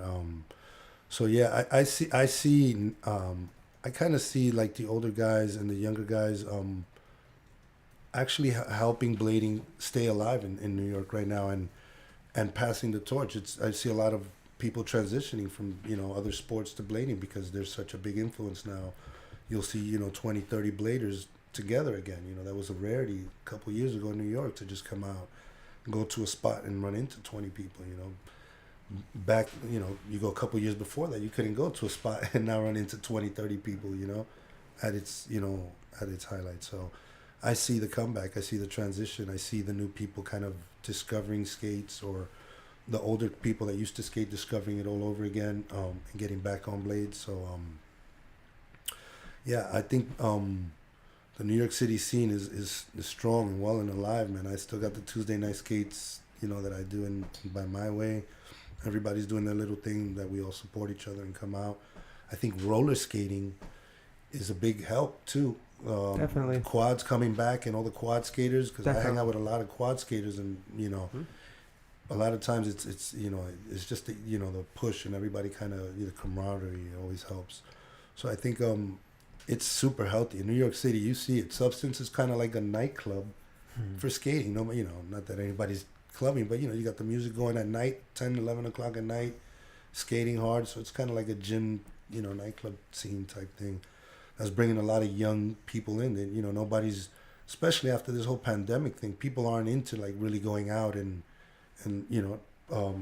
not that they're not into going out, but like it's changed everything, the whole nightlife scene. And this has been sort of a hub for everybody to kind of come together. And I would like to see more of that. Like, because, the guys over there, they treat it like a gym. You become a member and you get access like a gym. You put in a code and you could go in at 2 a.m. and skate. Get out of here. Yeah, for like 2-3 hours to get your cardio in and skate and go home. So it's not like a little kid thing anymore. It's like a 24-hour gym? It's like a 24-hour gym. You can go at whatever time, clock in, go skate, if go you're home. a member. If you're a member. You have to be a member, like a gym membership. That's dope. But I would like to see more of that, especially here in New York. That's a good idea. Kind of hard. Yeah. There's adults, like I said, I gave up my gym membership and I decided to join there because, it's what I'd rather do. Yo, hold on. It's a smart thing to do, bro. Bear with me. Here we go. You see? Make the skate park. Let's do a new one. And the gym, bro. So you got Side the by gym side. and then the skate park, and then you do the membership. That's you've seen some of those clean-looking I'm skate gonna call it parks skating in weights. Europe. Skating weights. Patent pending. Yeah, that might be a new one, bro. You never know, because you have to, especially at me. It's a good idea. I have to kind of train to skate at this age. So there's a lot of things that I do just to be able to continue skating, at a certain level. So I would like to, there's a lot of shit that I gave up when I gave up the gym, that like machines that I would like to use at least a couple times a week to really, keep my skating stronger. There's a lot of things that you incorporate: squats, lunges. I was gonna say, what exercises help you with that? Squats and lunges are. Dude, if you can't do those, don't even try to jump on a rail, man. I'm telling you from right now. You gotta be, I don't think I've ever done a squat or a lunge in my life. Exactly, bro. Look at how you. Well, you probably can. You know what? You've done more squats than you know in your life. Yeah, but because not like of skating. working out. Well, without thinking about it, Yeah, like but subconsciously. I had that conversation with you, I think, at Substance Out. Like, I ride my bike almost every day, but I still go to the mini ramp and I'm winded because it's completely different. It's not the same. Like, it's hard to work out for skating without actually skating. I mean, it's good to be in shape, yes, and other things can contribute to that too, but specifically for skating, there's like no exercise like it. Shout out to Maceleno. He's one of the first dudes I ever seen really work out and train to be a top level skater. Like, this motherfucker will get up at 6 a.m, run like 10 miles, hit the gym. By the time we're getting up all messed up, he's $1 million. That's how he used to train to win everything. This motherfucker was a bad. Well, it showed because he was going to Eisenberg's doing the street and the vert together. He trained like a professional athlete. We never looked at Half skating he did like too, that. I think. Yeah, I would assume so. I think he physically trained for it, which makes sense because every athlete trains for their no sport, matter what it us. is, except skaters. We just drink beers and smoke weed and shit. And then we think we can go and hit a fucking drop rail. Exactly. So, I've learned now, especially now that I've gotten older, that training for skating or working out towards skating helps with longevity, with recovery. Shout out to Demetrius. He's got a whole plan, his whole thing going. Eats really well, trains to skate as well to try to, his level of skating, especially at his age, is, it's amazing. No, Georgia. Demetrius is on, like, that's a great example of the steps you have to take in order to skate to that level in your mid-30s and beyond. You can't just dig into the reserves like you do in your 20s. Just like, I'll just dig into the reserves. What reserves? Exactly. You need to present. It's like a preserve. You need to put the early stuff in and get things going. Yeah. But cool. We're going to start to open it up for questions. I forgot to mention before that we prioritize our super chats and we give half of our super chats to our guests. So if you like our guest and you have a question and you feel inclined to jump the line, we do that with super chats. So do we have any Patreon questions for that? We don't have any Patreon questions. I know we do have announced it a little late. Coming in. Yes, we have super chats coming in. We're going to go through the super chat questions real quick. Thank everybody for supporting us and supporting Jose. The first question would be, are you ready, Jose? I didn't ask you. I'm You good. ready? I'm good. Good. Let's go. You good? Let's do it. All right. First question from 17BKS. And I'm confused about this question, so I had to ask it again. They said, never been / Holy Grail New York spots / tricks, which I don't know if you know what that means, but I asked them to clarify, and they said, I mean like tricks that folks have always said, imagine someone did that. Someone's got to do that. I guess maybe just tricks that people have said over the years to do in New York that they've wanted to come and do. I guess so. Shit, I gotta say that Stuyvesant rail. I just saw Billy Oh, yeah. fold himself like laundry on that thing. Dude. I was just by there today. My hotel's right by Has there. anybody conquered that? No. Not the white one, no. Not you, not Alex, nobody, right? Everybody Well, died Alex on it? Nunez was whole the thing. first one to do the whole thing. Okay. And Jeff Howard also the same day did the whole thing. First of all, the whole thing is like, it's ridiculous. It's the scariest thing ridiculous, ever. Looking dude. down on that thing It's is out of control. terrifying. It's like, it's a super high rail from the top to the first roof. It's like 30-something foot drop curving. At the height of where it curves to where you would go over, it's like a 15-foot That drop thing to the is tennis insane. court. And it goes all the way down. And Yeah. if you do the whole thing, then at the end you get to take like an 8 or 9 foot drop to get away from it. Just At to least roll. 8 or 9 foot, Yeah. and you have Yeah. to jump off before the little lamppost thing at the Yeah. end. I would It's definitely scarier say than Stuyvesant. scarier than a standard drop rail. I would Yeah. rather take the drop than hit all those other obstacles along the way. It's just so many factors just to pull that one off. I think I've seen some of the best skaters in the world hit that thing and fucking not make it out. No, you know? for sure. Yeah, it's So- like, I think the only people who have done it is Alex. Jeff did it that day as well. Steve, the bottom part. Steve No Cortez. disrespect to Jeff in any way, but I think Alex's was just like insane because Slapped the Alex landing. was standing really tall on it. Like, you know what I mean? You know how like on a sole you can kind of sit back a little bit, like, and that's still insane. Yeah. Don't get me wrong, but Alex's was just nuts to me because he was just like standing on top of it, like just taking it down. And I was I've just like, seen Alex do some shit. I still watch that to this day, and I'm like, Yeah. if you go to that spot, that's just nuts. And yeah, Jeff's trick is nuts too, but I think Alex is just a little more nuts. I gotta say though, I don't know if you remember what competition was that. Jeff trampled my nephew What? when he did that gap To Topsail? to Topsail On on the the kink route? Kink in Queens. Oh yeah. If you see Last he man standing. yes, I think it was Last Man Standing or King of Queens. So, No, One of those, I think- forget. I think it was But the if Last you Man see in the Standing. video, That's he good. absolutely takes a little kid and just On a the bike. kid or- goes flying. No, he was just Standing, standing. He okay. came down so fast, he had no control. It was my nephew. The little kid was really good on motorcycles. No. Well, he's not a little kid anymore, but he absolutely bodied him at the end. We had no business having a kid. damn. Jeff came in hot Parenting that 101 day. in skating. That was wild. He did that Yeah, he hungover. came in. He Yo, did that hungover Jeff- too. Jeff has done some shit that Jeff has done some Yeah. shit.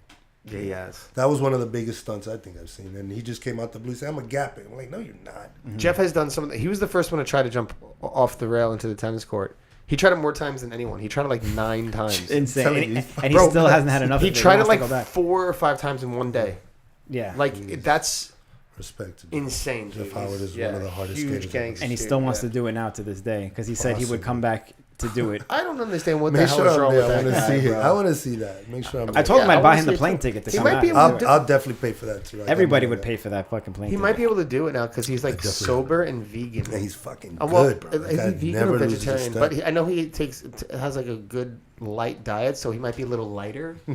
I think he was always light Not enough. taking as much. I think he was always pretty light. But it might be even lighter. He might just float on the way down like Mario and his Super Mario. Shout out Jeff Howard, you're the man. All right, we're getting a little silly now. Let's keep it Yeah. going with the super chat questions. Next one is from Ray Mendez, Cool. who says, "What's your favorite skate road trip memory? And remember what happened at Amsterdam is." So the reason Ray smokes cannabis to this day is kind of like my fault. We were in Amsterdam and I was fucking absolutely losing my mind over there. So I was buying all kinds of weed because they gave me a per diem, a budget, and I spent it absolutely all on weed. So Ray was staying with me in my room because Chris hooked it up. I had like the presidential suite, and I mean he hooked it the fuck up. Edwards was balling at the time. This is when he had, I think, the chocolate, he had like all the skates. He had like he just had money at the time. That's He a was crazy blowing combination. money.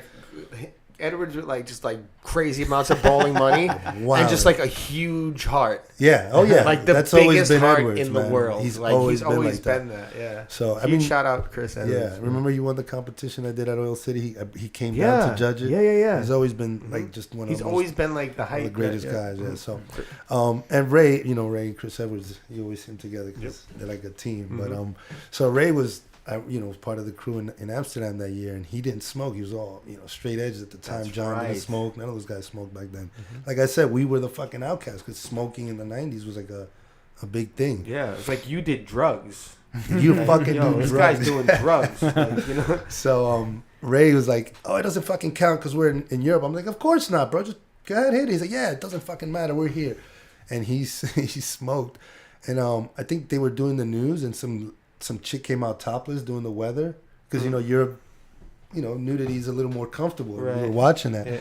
Yeah, he could not fucking stop laughing in the room. They came in, I think, and knocked on the door. Like, is there something wrong? And it was Ray high for the first time. Bro. God. And I think till this day, since that '97 he's smoked weed every single He was like the guy from you ever see How High Is It That with like Method Man and Redman?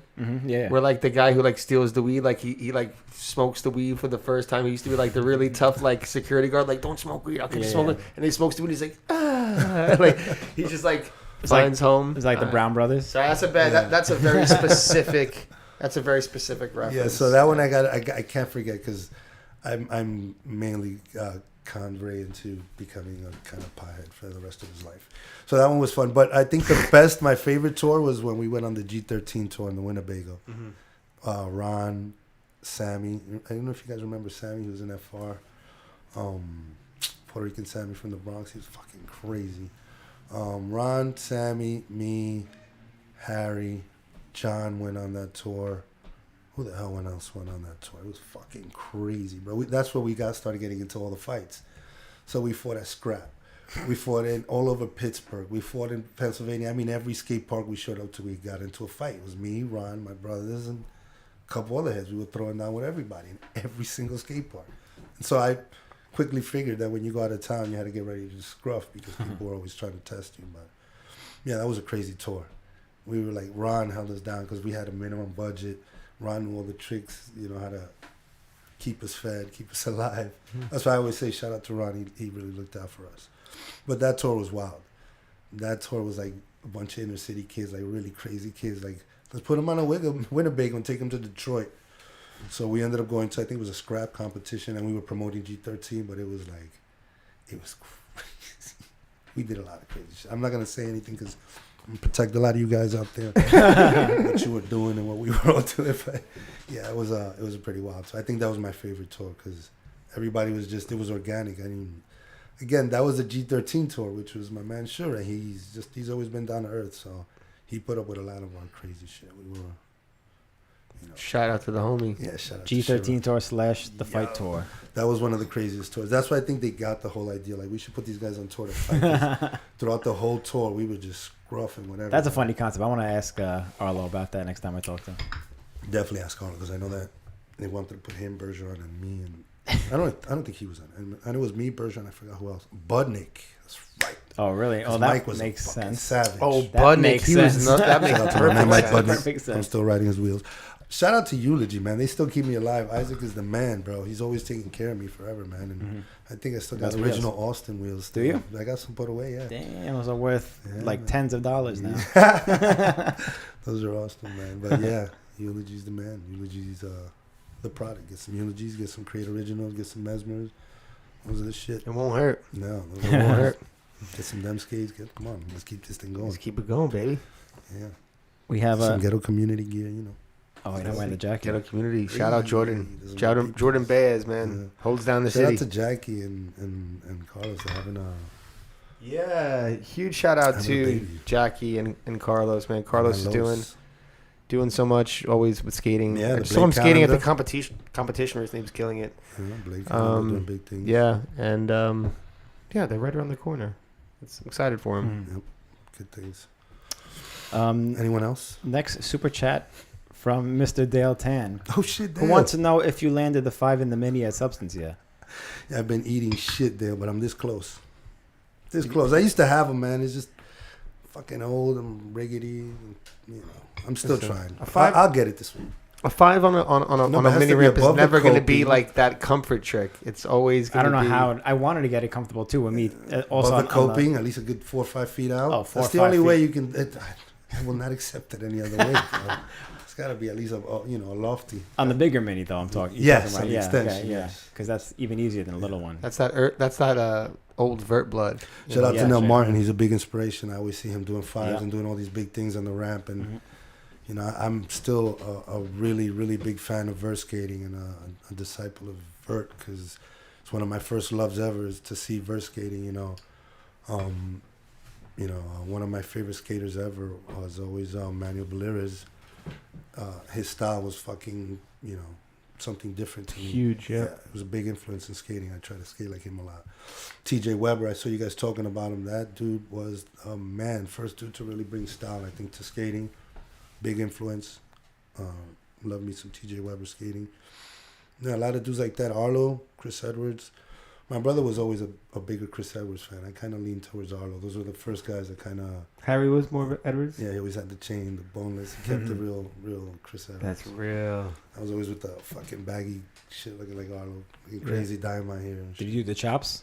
I didn't do the chops, but I did dye my hair. I had like different colors. I had blue Damn. and like Did you go orange all blonde? the time. Yeah, dude. You I went blonde? bleached. I had some Wow. crazy bleach. I gotta go back in the archives and find that. Might be some deep ones in there. You gotta go deep in it. Looking crazy and shit. But Yo, who would have thought Arlo would have been like an influence in like, in the inner city, yeah, bro. the Dominican guy from Dominican guy from Queens Queens. to get his hair dyed. Arlo's dope. my man. Shout out to Arlo. Yo. Arlo's my man. Huge shout out to Arlo. Arlo's the man. He's doing big things, man, with the NFT and those Yeah, I saw those receipt things. Yeah. He's I saw a bunch of purchases being made. He's basically been doing what he's been doing I with still don't know what Franco an Shade NFT is. Yeah. and the art for so long, and he just made it to go NFTs. He paired up with You gotta Tyler, adjust with the Oh, times. man. and they're killing it. Yeah. God, I wish I had artistic good. talent, Yeah, but I dude. don't.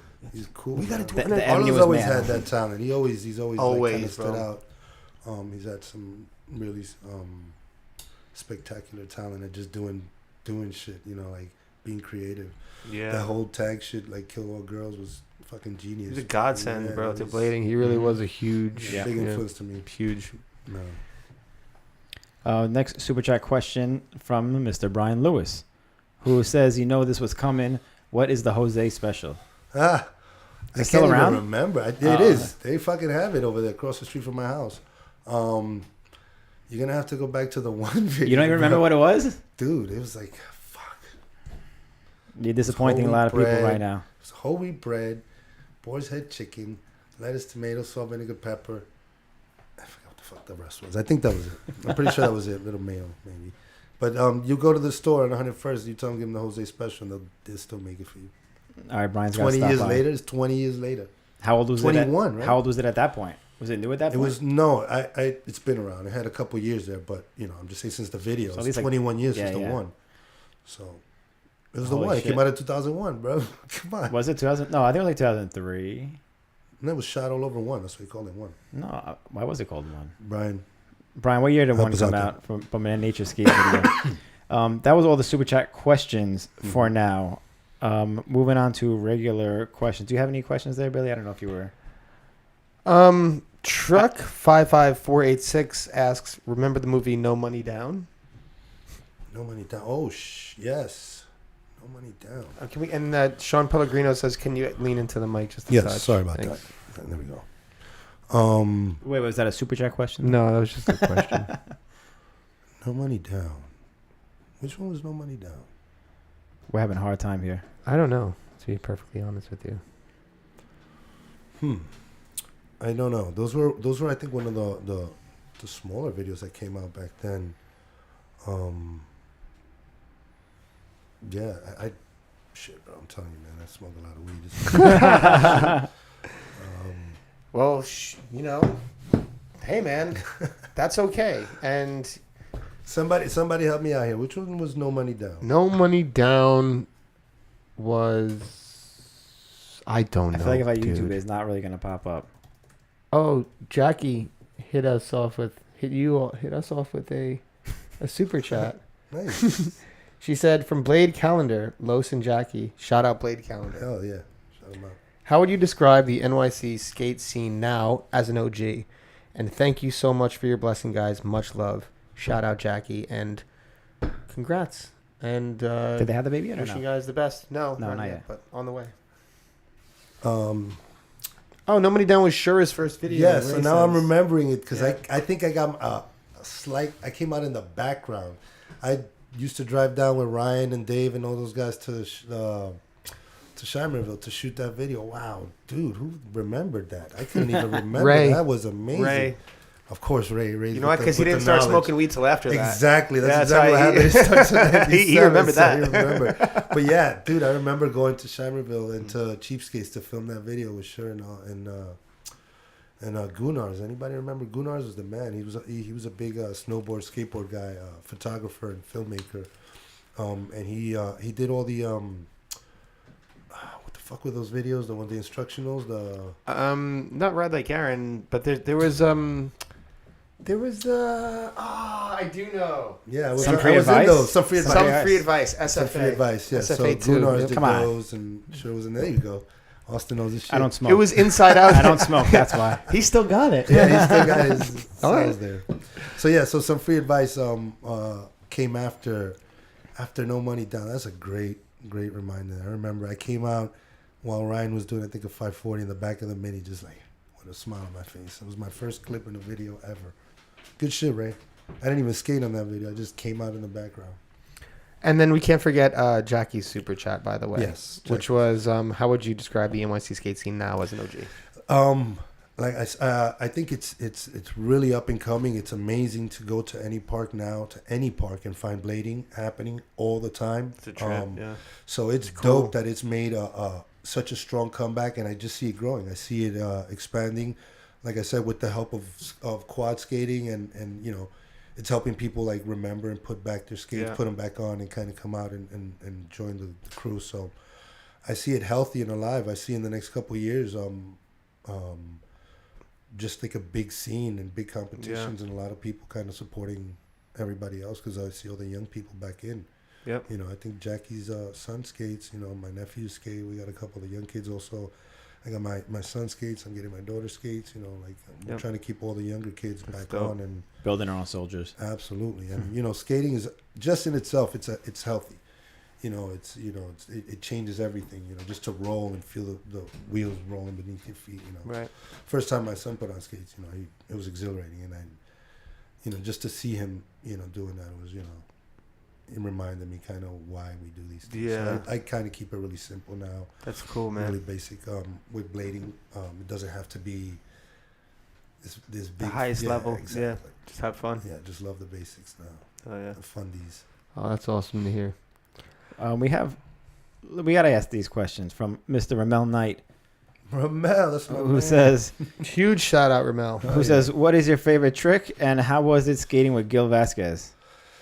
Gil, wow, Gil was always someone who pushed you. He was really, really good for his for like how he came in the scene. He just came in hard. Gil was somebody to keep up with because he came in moving to the ranks fast. Mm-hmm. So, you know, he was just a natural talent. He tried some shit twice and he got it. Kind of like Ramel. Ramel was also fucking just natural at it.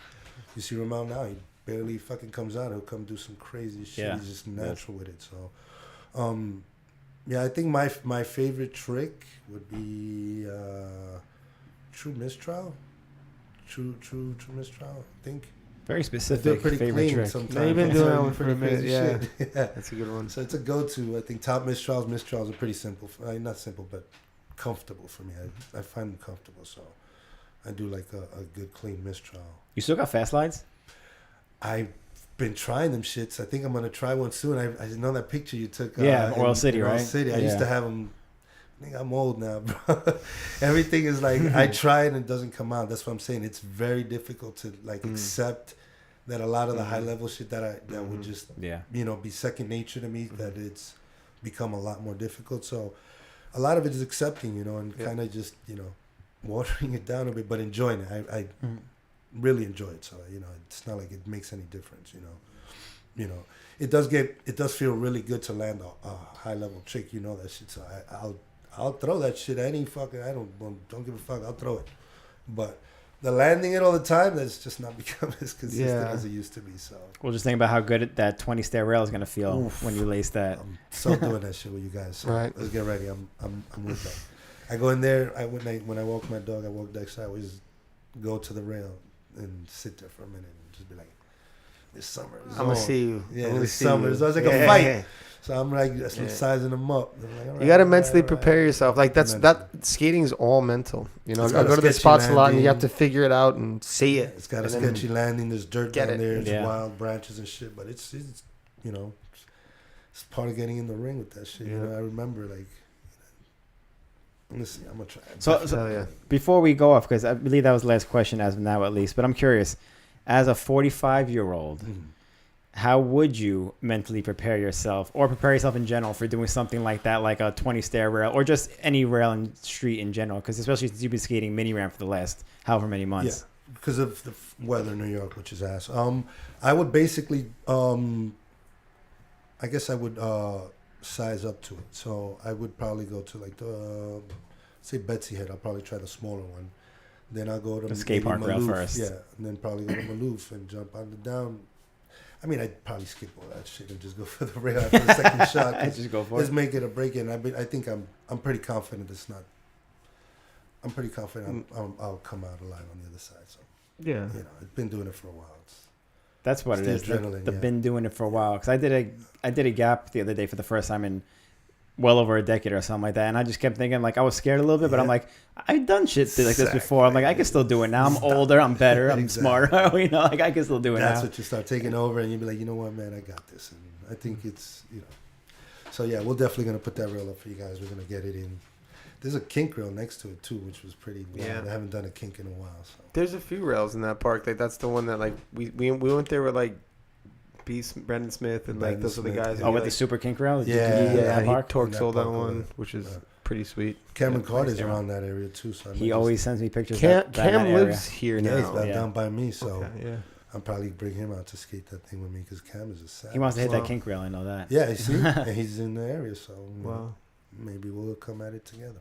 All You can right. motivate each other to do it. Yeah, Cam is still skating heavy and hard.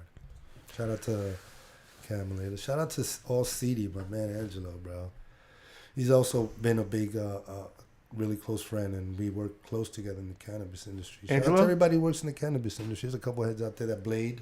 Plasma Let's Slug. do it. Plasma Slug. Shout out Plasma Slug. Shout out to my man Jeremy out there. He's doing his thing. My boy Alex on the west side. I'm not going to be putting names out there, but You my what it boys is. that do it. Yeah, You know who 100%. they You are. already know what it is. You know what it is. They love to wash. Them boys wash good. Yeah. You know. Yo, so this has been an awesome conversation. Oh, yeah. Thank you so much for coming on. Appreciate you. We've gone through a lot of really interesting stuff. And it'd be great to have you back on again soon. But before we let you go, before we Yes. have to say goodbye and let you go, are there any last words you would like to say? Further shout outs, words of wisdom, last things. First, I like to shout out the chat. Like I said, I'm always in the chat. Shout out to everybody in the chat holding me down. I didn't get to read it and respond to you guys too much, but I tried a little bit. The chat is where it's at. Everybody hit smash that like button. And always join in. Words of wisdom.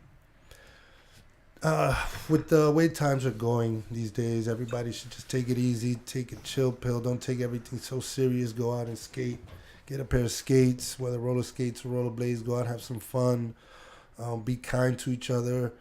You know, it's been a rough last couple years. You know, what the world needs more of is love and understanding. You know, everybody should be cool and pick up a pair of skates and try to roll. Keep it alive. That's a fact. Nice, very nice. Put down the cell phone, get out there and have fun. Hell yeah. Let's get out there. We were just and play talking more. about that. Twitter ain't going to help Youth. you. Twitter's not going to help you. There's no, Just letting you know right now. There's no skate tips. It There's ain't no gonna- inside outs on Twitter to help you. Ain't going to do Absolutely nothing to not. help you. I'm telling you right Everybody now. knows that doing is the best way of learning. So put them on and go out there and try it, you know, or get back on, you know, reacquaint yourself with your blades if you used to blade, because it's, you know, it's amazing. It makes me feel like I'm 17 again, you know. It makes me feel young every time I put on my skates. So it's very fulfilling. That's what's up. The fountain of youth. Yes. Jose, you're a legend. Thank you so much for Thank coming on you the guys show. for Thanks for having blessing me. us on the podcast. This is One awesome. out of 3 members of the D clan. Hopefully next time we can get another one. All 3. That would be sick. We'll go down to the D-Clan freaking. episode. I'll We'll go down convince to boys the come northern Boulevard Cafe. through. Northern Cafe. Northern Cafe. Cafe. Shout out. Go and get some chimneys at Northern Cafe. Northern Cafe. Let's go. Jose, thank you so much for coming Thank on. you, You're the guys. man. Thank you, everybody, for Absolutely. watching and tuning in. Stay tuned for the next one. And big shout out to our sponsor for this episode, Blank. Everyone check out the Sean Keen Pro Model Blank Skate, Blank Rolling Products. Check him out. Thank you, everyone. We'll see you in the next one. Peace. Peace.